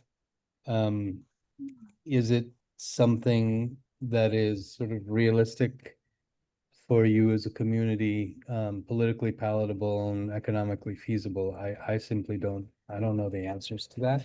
At this, I can tell you at this time, when those numbers have been very back of the napkin calculated by professionals in government, not just elected officials, but those who actually live and breathe this more. The answer has been that an economic development director would not be able to pull in enough tax money to justify have additional, basically they wouldn't be able to pay for themselves plus, which is what you'd want from that role, unless we were looking to radically change the kind of economic development we want in town. And the message so far has not been that people want to see a lot more heavy industry and large scale commercial. Like like in the sense of very broadly increasing. And because of that, the money may not fall out. So Yeah. we're okay with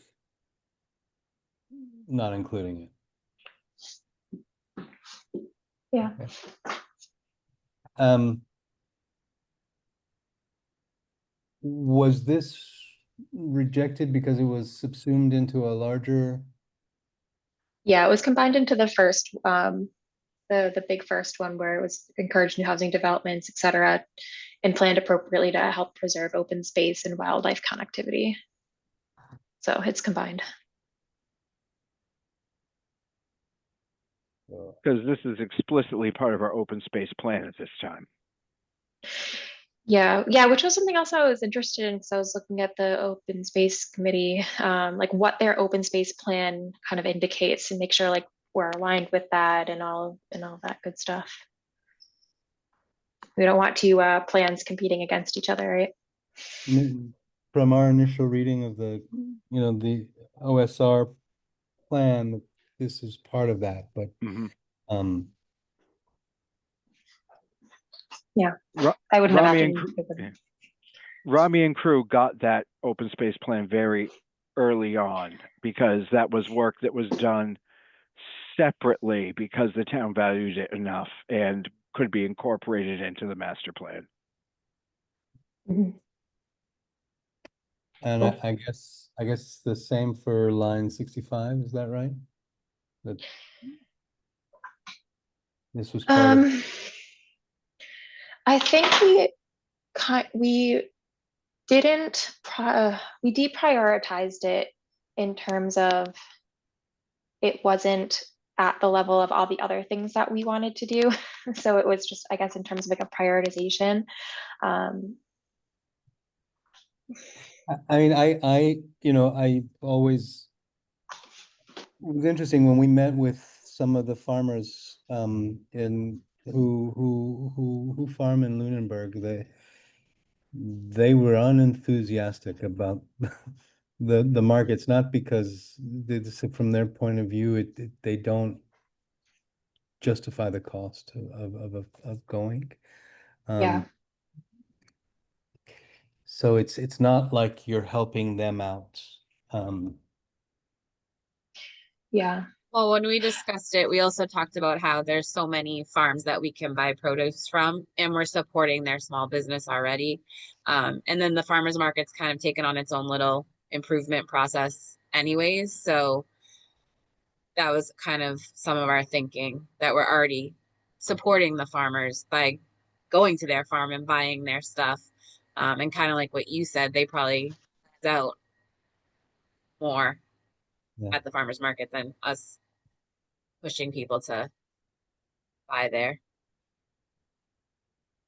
Mhm. Okay. Then yeah, we just had questions about these. I mean, the pedestrian safety and access to the gazebo area. I know there was some talk of turning it into a town green, maybe kind of, there's sort of a road that comes around the back of it. From what I can tell, that could be, it's a non-essential road. If you wanted to make a town green there, or just a community area, doing that would make it a lot safer. But it's not the only possible place for a town green. Yeah, we were discussing, potentially moving, like suggesting moving the town green to the area behind the library, just because it is more connected and safer. And then having the, lower town gazebo area, like, we would deprioritize, access improvements to that just because of geographically where it is, like, doesn't quite make sense. No, and I think that area that you're referring to is really it's much closer to the heart of the village, if you will. And when you think about all the students who are there, the senior citizens, right? It's effectively the center. And it's kind of already been starting to be used that way anyways, so promoting Mhm. that would be, Okay. people are already on board for that.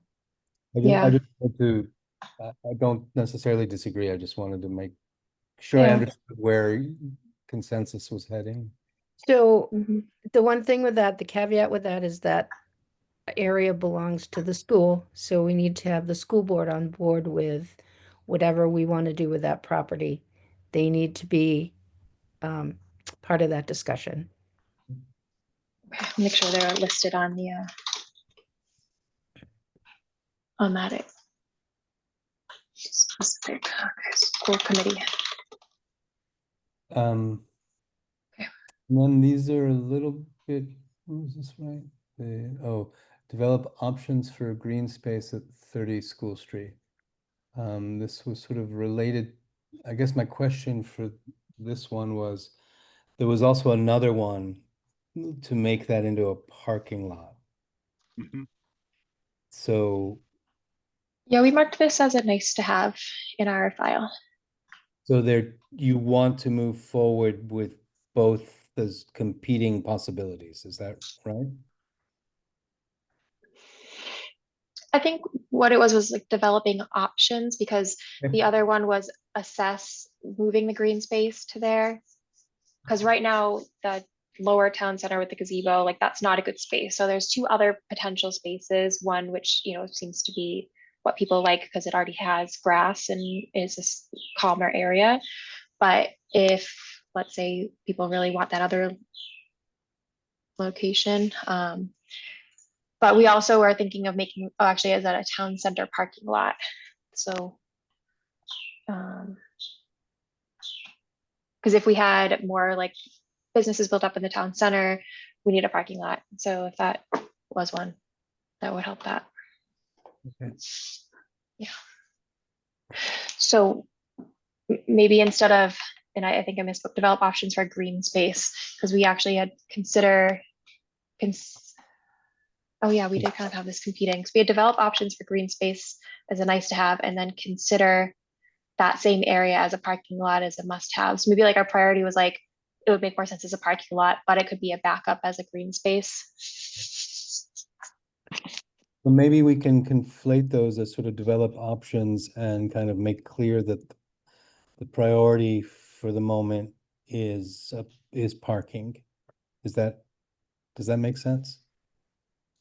It does. I If, think, is our building reuse committee still meeting? I do not know if they have met since, Since the defeat? yeah, since the defeat at town meeting. And I think almost anything we're talking about in terms of town center kind of has to be couched very thoughtfully in terms of Right. develop and think, because there was a plan. It got rejected for political reasons. They're Right. more complex, but whether you like it or not, it's just complex. So Right.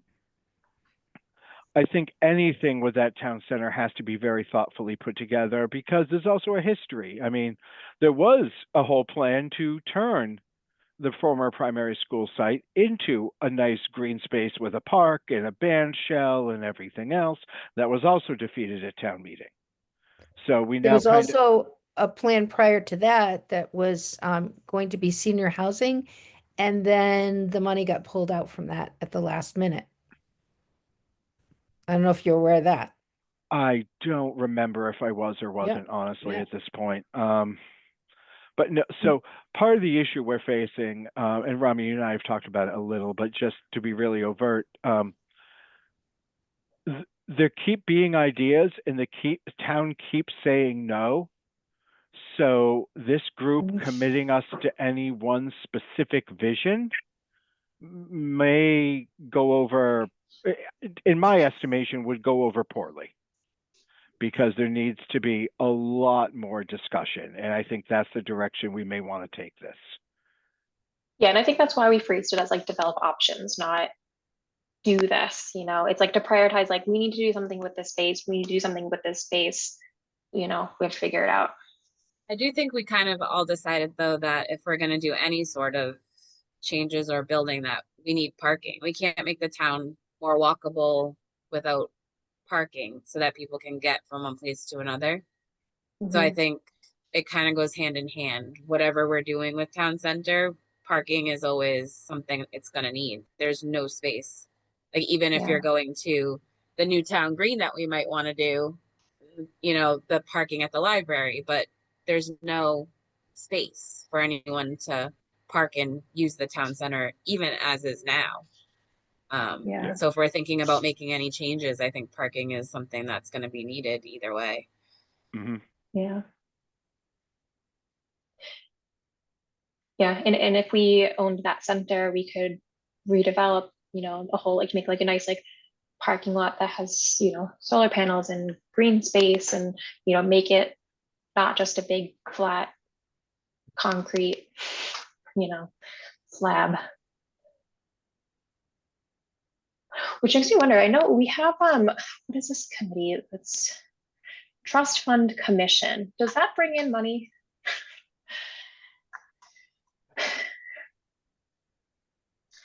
Says management of all trust funds given to the town.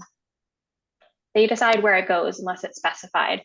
Like, does that have that commission have like a lot of things that they're giving out money to? I don't know. I think if you listen to the last town meeting, I think the answer is no. There's not a ton of money. Yeah. It's not specified. That was my understanding anyway. Yeah. I feel like this could feel like, I don't know, I feel like this commission like could maybe fly under the radar a bit. So like, I'm curious what happens with any of the money that they get that isn't specified to a specific purpose, because we could, you know, try to funnel that towards some of these projects that we need to fund.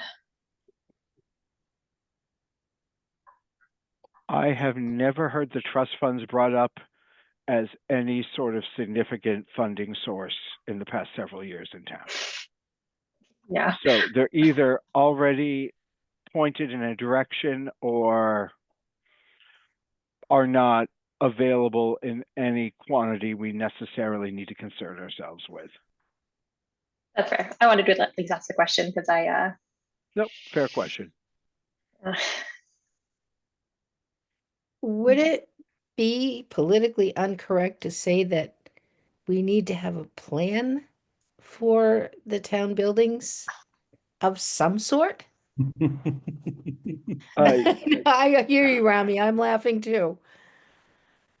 But we need it. we keep shooting it down at town meeting, but we need to do something. Yeah, that was one of our must-haves. It was inventory and create a long-term plan for all town-owned land and buildings. And buildings. Goal, but buildings. Yep.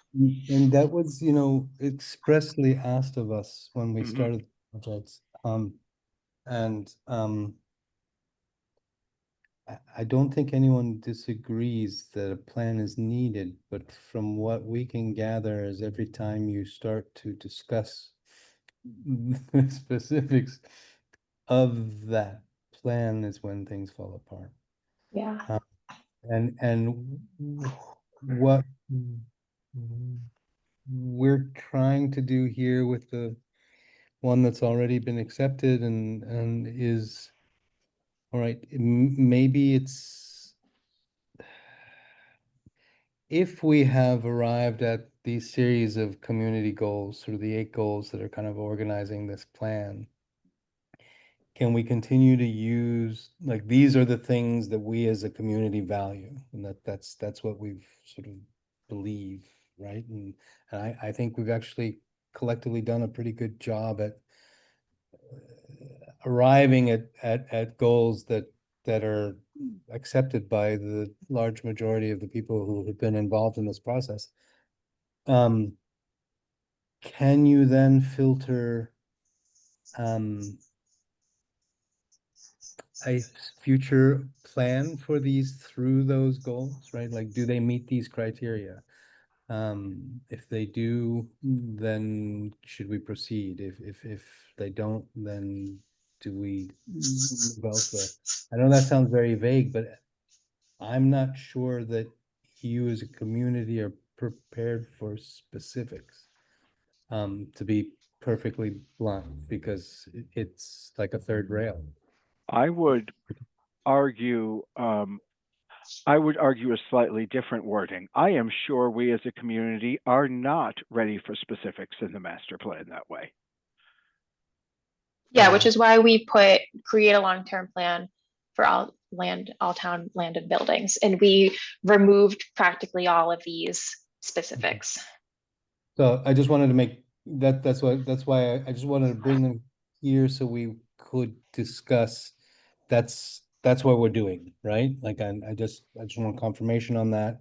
Some of these have almost already happened, right? I mean, the Ritter, maybe not the town hall, but there are plans to move forward, for example, on the expansion of Ritter. No, Yeah. that failed. Yeah. Okay. Because anyway, it's Yeah. complex. Okay, so Yeah. they've either been rejected or are already happening, but in fact, it sounds like they've mostly been rejected. Is that? Yeah. 90+% easily rejected right now. Okay. Yeah. And I think a lot of it isn't because people don't want to make the changes. I think having a holistic strategy that includes what we would do for each one. And I don't know if that's been done, but like I feel like if you're like, oh yeah, we're going to do that to this one, you know, but then 5 years we're going to tear it down because we're actually going to move it over there because we didn't tear down that building. Like if we had a plan for all of the buildings that we came to be like, this is our plan for all of these things. You know, we have a plan that we're going to execute for all of these buildings. This is how we fund it. This is when we're going to do it and how. Like, I feel like having that better of a plan makes me more comfortable with having a plan because it's an actual like plan and not a piecemeal type of thing. Mhm. But easier said than done. But yeah.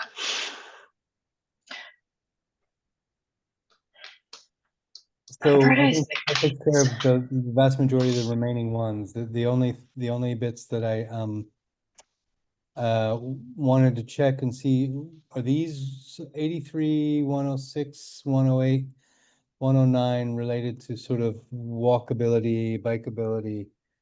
Were these subsumed into something larger, or are these just not priorities? use town buildings for kid-friendly activities.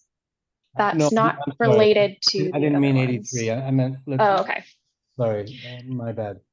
Oh, no worries. So the bike lanes away from major roads to connect neighborhoods. So, you know, we don't really have bike lanes, but also like people biking are probably trying to get from one way to the other. And the only place to do that is on the major roads. So we were kind of confused about why we would want to do this, or like, is it really useful? Yeah, I guess it was something we had heard in public comments. So I'm trying to remember was this a sort of, it was different than the connecting kind of major neighborhoods to the town center, right? That one was accepted by this group, right? As a nice to or must have. I can't remember which one.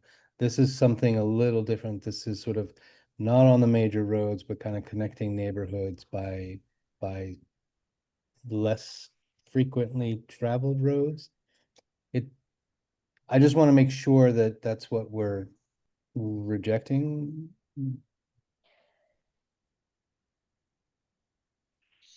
Yeah, because we did have add bike infrastructure from high density housing areas to the town center and vice versa. But that kind of contradicts this because, Yes, it does. It does. yeah, so that's, I think, why we Yes, didn't go for double it. check. I think if you look at most of the roads in town, it would be a phenomenal, expensive effort to put bike lanes in. We just don't, I mean, we don't even have shoulders on most of our roads. So I think to try to put in a bike lane, I think that we just Well, think I cost agree. prohibitive. I think you need to do it connecting, like it's a precious resource. You can't do it everywhere. If you're going to do it at all, you want to do it in places that are connecting major population centers to places they want to go. Yeah, I mean, I agree. I think if you look at our roads, we don't even have shoulders on a lot of them. And the connectivity of where you're going to want to go, I think maybe when we looked at that, we kind of said, how are we going to do this and how are we going to get the money to do this? Because it'd be a huge project. We just don't have the room. I don't think. I don't know. I could. Also, Yeah, I agree. We think we have higher priorities than this. yeah, Yeah. yeah. I think it was like it would be like a nice to have maybe someday if all the Yeah. other stuff went away. That's fine. Yeah. And I guess I just wanted to check on 108 and 109. You know, these were things that came up. I think it's Walkability, kind of the similar reasonings. connectivity. I mean, I guess this, how to say this, if you put it in there and you don't get to it, you're in the same place as you are now. If you don't put it in and you want to do any of it, if it's not part of the plan, it's not available to you. So, Mhm. Rami, aren't some of these required for some of the new, I can't remember the, complete streets. yes. Aren't some of these required for complete streets? Yeah, yeah. What's that? So Complete Streets is a program that you can get funding. I believe you already have had some funding around Yes. the village that puts in sidewalks. The idea of Complete Streets is that the streets are not just for driving, they're for walking, they're for biking, they're for wheelchairs, right? They're sort of all forms of mobility. And the state is putting money, giving grants, making it possible to, if you wish to do so, that you can use state funds. Obviously, there was a lot more money for this 5 and 10 years ago, and even 2 years ago. And we're in a slightly different political environment now, but it's still a state priority. Yeah, you can get $500,000 in construction funding in any 4-year fiscal period as long as you develop and pass a complete streets policy and a complete streets prioritization plan, which they can also help fund. Interesting. I wish Carol Ashenbo were still on this committee because when she was on the school committee, they looked into it a lot. And they found a lot of problems with doing any more than we've already done. And I don't know what the problems were, but I wish she were here. She could have explained them. Mike, They looked into it pretty deeply and they went across Main Street because that was not connected to anything. And they got that done. And then they got a little bit further down towards the school, and then there was some reasons why they couldn't get any further, and I don't know what they were. Yeah, my guess is that you've kind of done the lowest hanging fruit and already. That happened before we were involved, but there are parts of the village that are not yet. There aren't sidewalks. I mean, I don't want to push something you don't want to do or don't think is realistic, but Yeah, as to people want sidewalks, but are people going to really be walking along the state roads? I know a lot of like the, what's the word, like the nice streets like Flat Hill. I see a bunch of people walking along there. I never really see people walking on Mass Ave because it's busy. Like, but if sidewalks are there, you think people would walk there, or people are going to continue walking in the places that they like to walk on? I think we should be able to walk to Marshall Park. Kids should be able to walk down to Marshall Park, down Mass Ave to Marshall Park.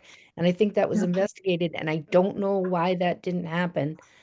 But I think it didn't qualify for some reason. But I think we definitely should investigate kids being able to walk from the schools down to Marshall Park. Or to their bus stop safely. Yes. Yeah. Okay. Would it be, I'm hearing the discussion going on. I'm hearing a lot of, we would like, but that feeling that cost or practicality may be an overriding factor. Rami, is that wording that could be incorporated to say that this is a goal, but with the understanding that feasibility may be limited due to X, Y, and Z? Is there a way to work that in, or is the way to work it in to put it in and just know we might not get to it and put it with a lower priority or something? That's my recommendation, and we can put the caveats, understanding that funds are limited, and this is definitely a nice to have, but if you don't put it in, it'll never happen. Yeah. Yeah, I think that like center area of town, like there's like a short stretch. I would be very interested in why that wouldn't happen, because it's right through the center of town, kind of equidistant on both sides from the school to the park. And let's say we can't put in sidewalks, but we still want to have a good spot. Is there a way we could build like a trail system or like a paved rail trail or something that connects the two? Being a creative solution that wouldn't require dot approval, et cetera, like just other ideas. We worked in a town in Western Mass called Sunderland, and they had done something like that. They couldn't get a sidewalk along the state road, but they had these beautiful sidewalks on their kind of main drag. But it didn't connect to the school and the library, so they cut a walking and bike path kind of perpendicular, parallel to the state road, and it's really well used, kids and joggers and so. Is it Yeah, I possible? see one in Fitchburg too, I think, or no, Leominster near the BJ's, that big intersection with the Barnes and Noble. Well, because they have a big rail trail. Okay, I'm Yeah, like, I yeah. saw that the other day and I'm like, where did that come from? Yeah, I mean, I think if it's something we might want in concept but can't understand the practicality, there's probably space to include it with that kind of understanding. Although, Rami, you wound me by saying a town called Sunderland, because that's my old stomping grounds from growing up. Oh, really? Like Sunderland was where we went when we wanted to go to a cool population center. Thank you. That's where we go to have our college parties. Yeah. Big I grew butterball up tree. I grew up in Montague, which is like the unfavored child of Fitchburg and Lunenburg put together. So, but much smaller. I really enjoyed Sunderland. It's Oh, it's a beautiful. wonderful town. Yeah. Yeah. Um, yeah. All right, so let us have a think on how to phrase this. But it's about walkability, it's about connectivity. Yeah, from big landmarks. Yeah.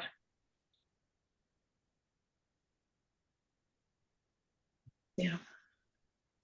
Oops. So And I'd be happy if there was a crosswalk in front of town hall to the parallel parking across the street.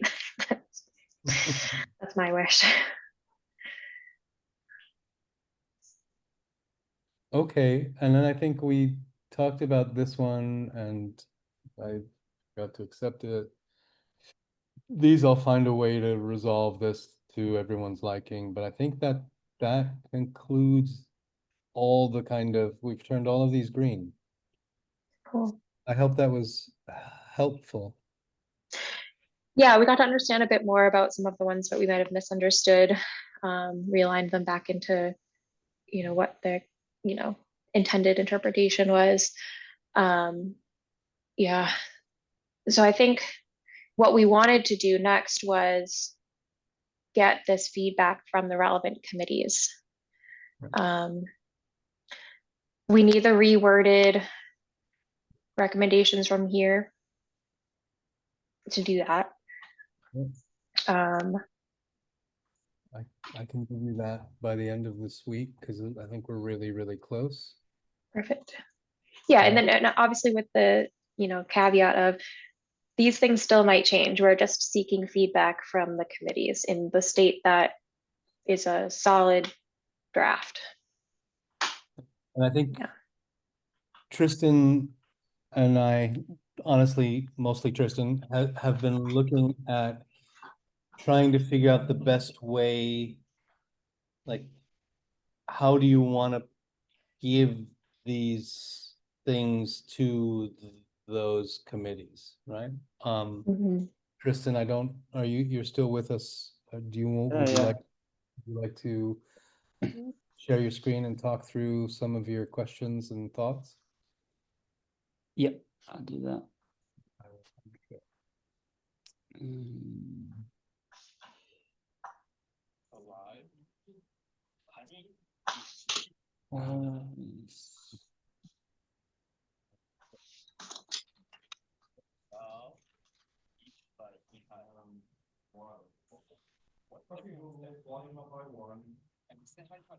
So while Tris is doing that, I'll just, how best can we help? From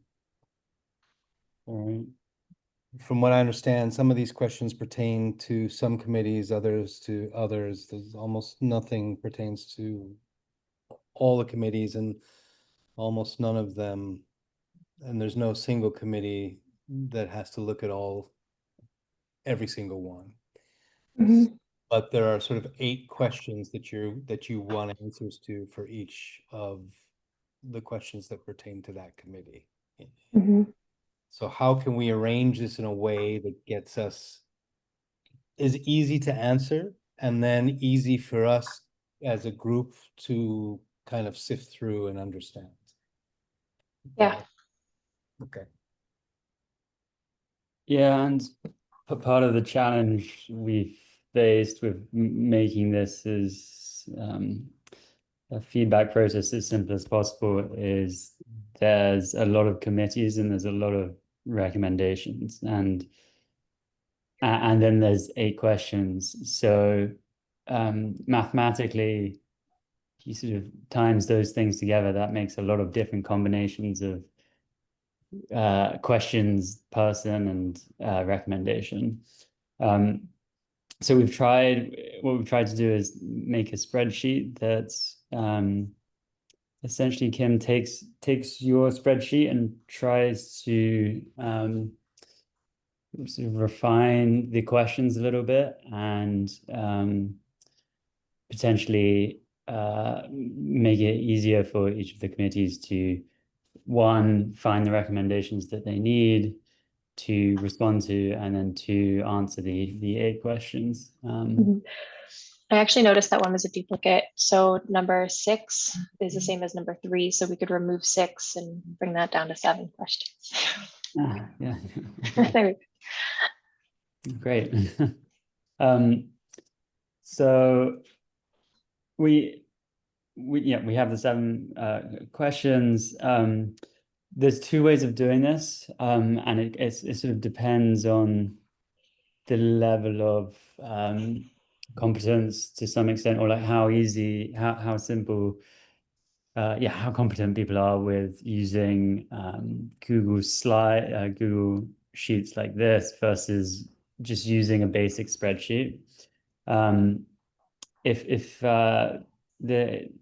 it's possible, then using a Google Sheet like this, we could have this set up like in this tabulation, and then we could have tabs for each of the committee group on the bottom, and instruct them to find their tab, and then once they have, they can then select their group. So let's say we're the Board of Assessors, Counseling on Aging. So you can select that, and this is the singular recommendation that's relevant. I don't think that will work because there's multiple ones that, for example, that Board of Assessors is in, and I'm afraid people are going to miss them. Because it's the filters for the combinations. Yeah.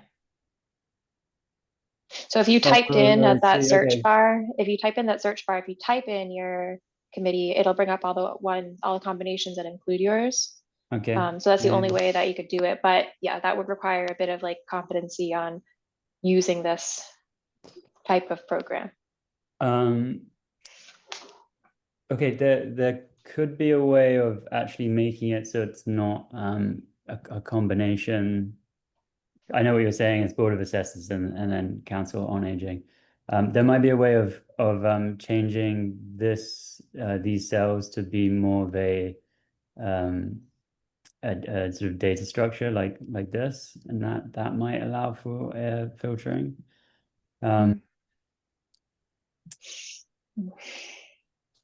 But if these are each on a tab at the bottom of each of the committees on them, that might be something we could also just do manually, and have the recommendations, the only recommendations that are relevant for them on their tab.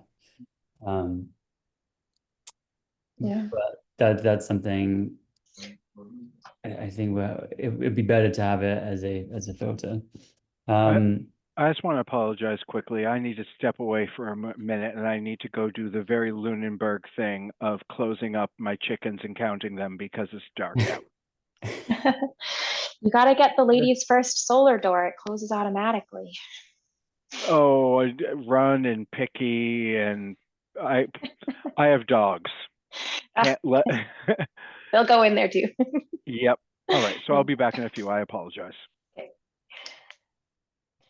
Yeah, I've been trying to think of the best way to do Yeah. this easily.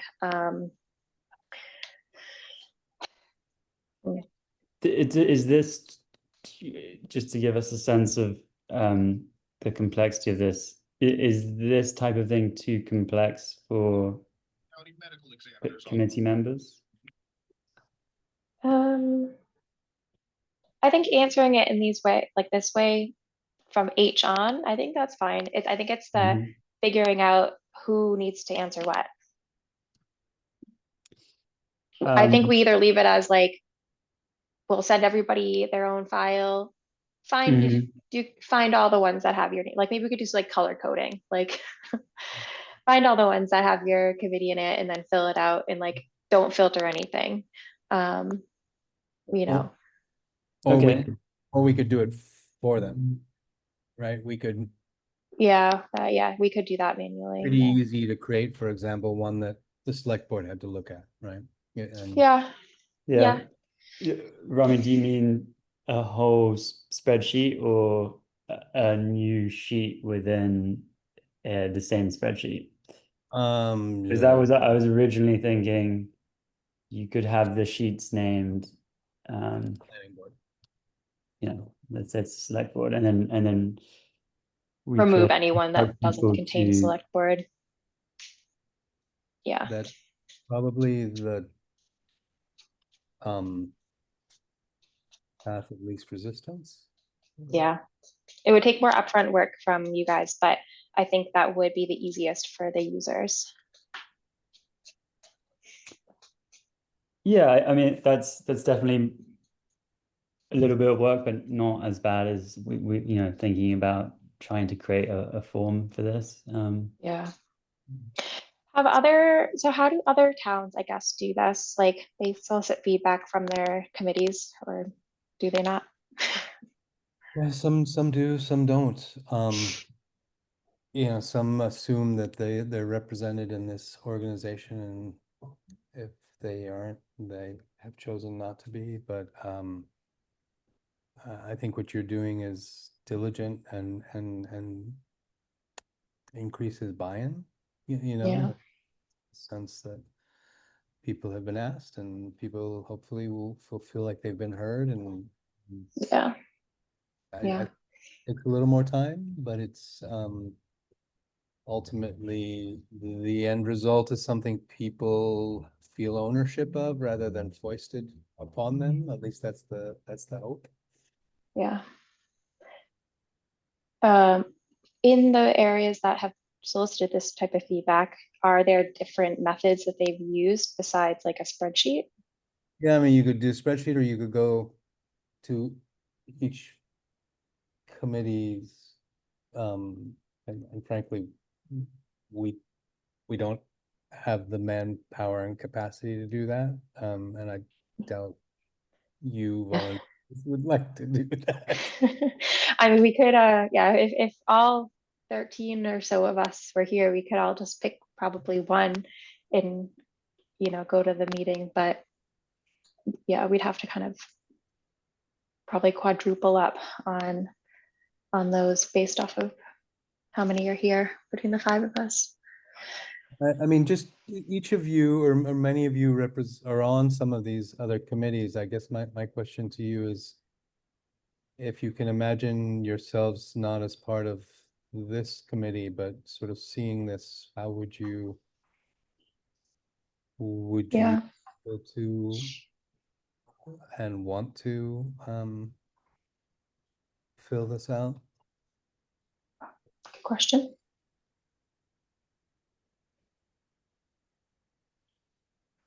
Right, because we have select board, planning board. We don't have open space here. We don't have conservation here. We don't have parks. We don't have sewer. We don't have stormwater. We don't have board of assessors. We have a very, I guess, limited amount of these committees here.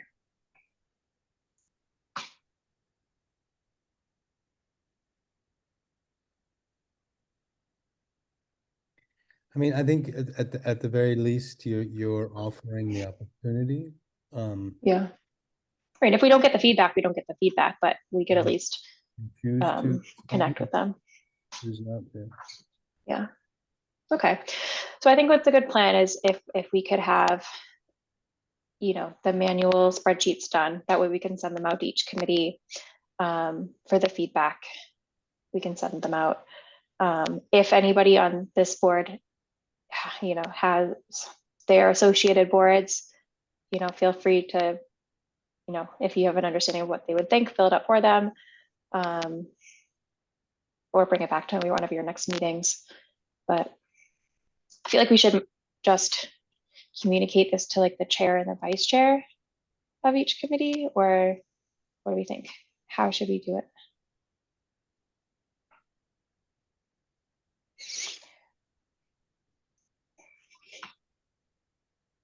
Because if we send it to the whole board, you know, I don't want to like put people in a spot of,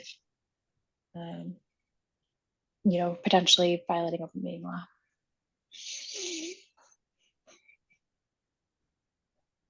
So chair, vice chair. Okay. Tony and I can at least distribute it out to this committee, and then we'll distribute it from there. So whoever is on the certain board, you can take care of it. If there are, for the remaining boards that nobody's on, Tony and I can take care of it. So to be clear, we're going to provide you with a single link that has a series of tabs, right? Each one is a sheet for that specific board or committee. Yeah. All right.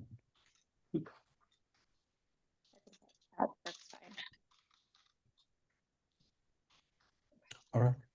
With the updated verbiage of the ones. Yeah. Okay. When do you reasonably anticipate you guys could do that by? Well, the language we can do easily by the end of this week. The sort of, once that's sorted, the sorting through each of those it's just time, and I'm frankly, I Monday, Tuesday, Tristan, I'm not sure what else is on your plate. Yeah, I think Monday and Tuesday is realistic. Okay, so maybe just 1 week by next Wednesday, and then we'll have everything we need to distribute. Yeah. And if you have any holdups, you can, you know, definitely reach out. We should check in. I think we're checking in on Tuesday anyway. So if there are any last minute snafus, we'll let you know then. Yeah, so that's, Is that right? oh yeah, because that's the, well, this is the 4th. Right. So we're not meeting again until the 5th. Okay. And then this committee is not meeting again until the 13th of August. Okay. Well, we'll let you know. Yeah, that's fine. I don't think it'll be. It should be. Yeah, so TBD next Wednesday. Once you get that to us, I will send it out to, I'll coordinate for distribution to the rest of this committee to even further distribute.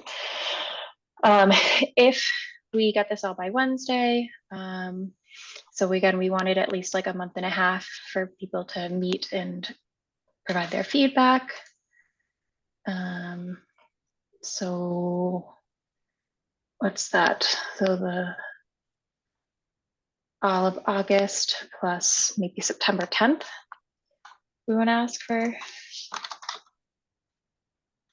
So everyone should have feedback by September 10th from the boards. Yeah, I'm trying to think like if people meet monthly, a lot of boards just meet monthly.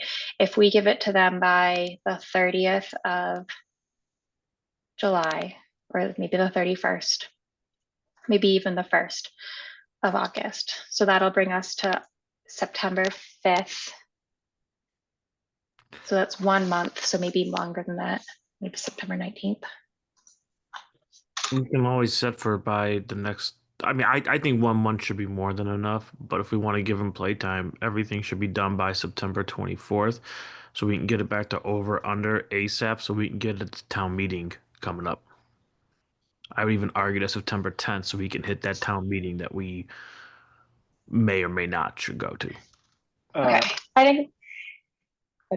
As a reminder, we don't need, and if this was already discussed, I apologize.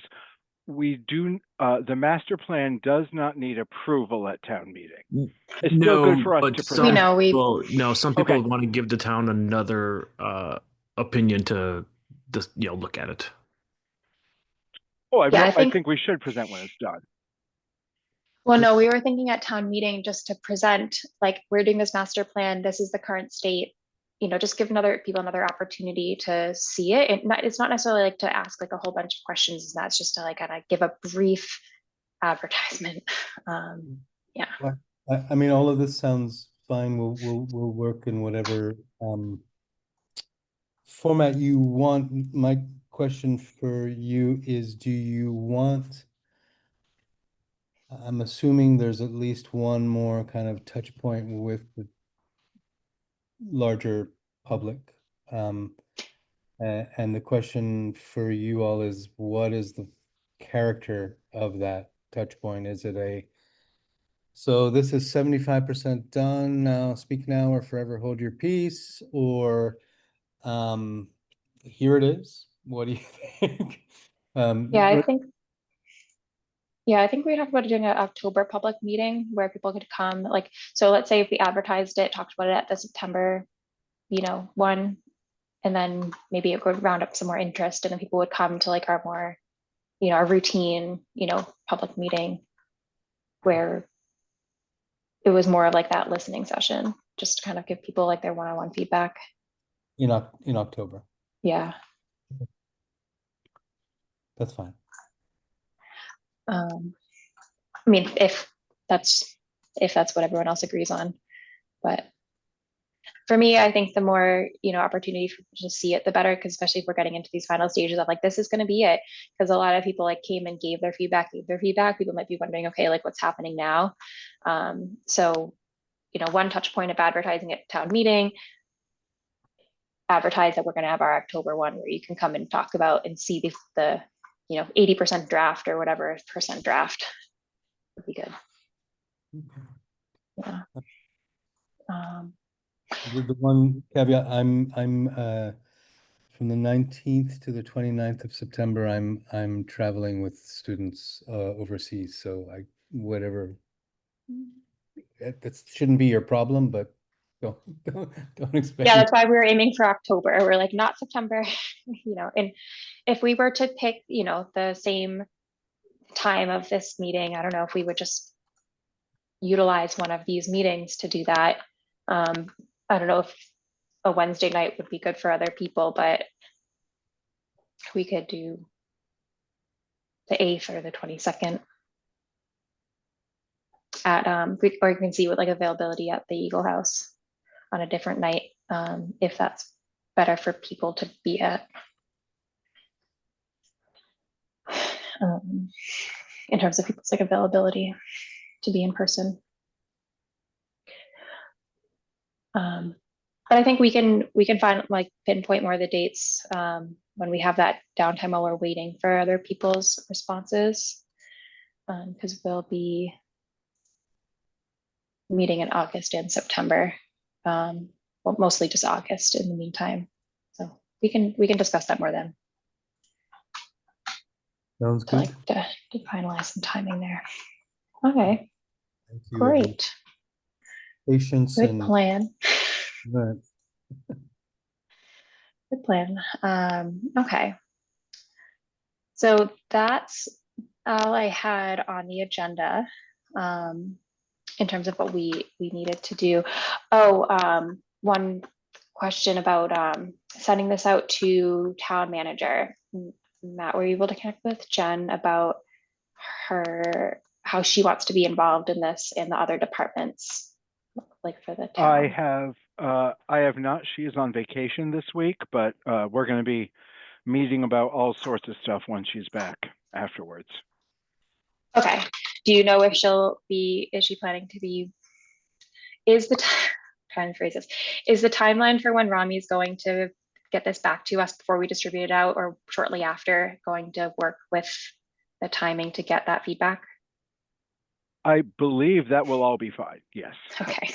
Again, I will know more on Monday-ish, like early next week, but I think everything that except for the part I just missed, which I can't comment on because I was out, keeping predators away from my birds, which include my dogs.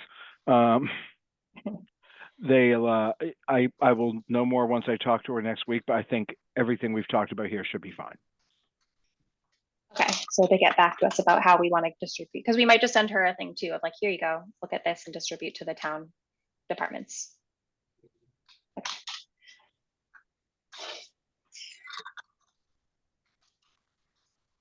Okay.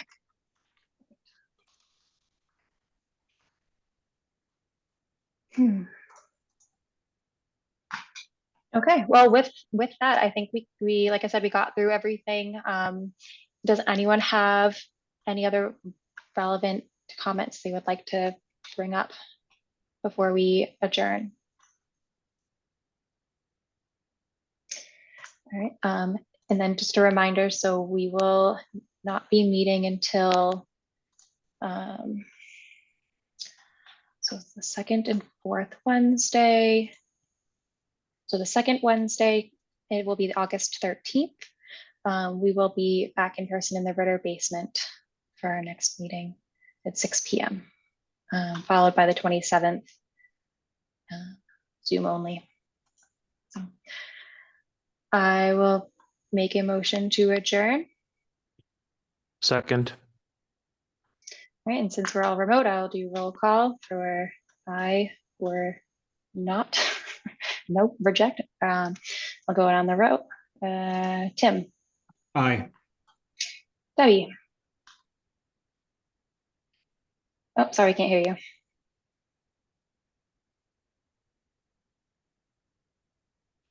Aye. Thank you. Glenn. Aye. Jerry. Aye. All right, and an aye for myself. So 8:59, we are adjourned. Thank you. Have a good night, everybody. All right, thank you, you Thank too. you. Thanks, Rami. Thanks, Tristan.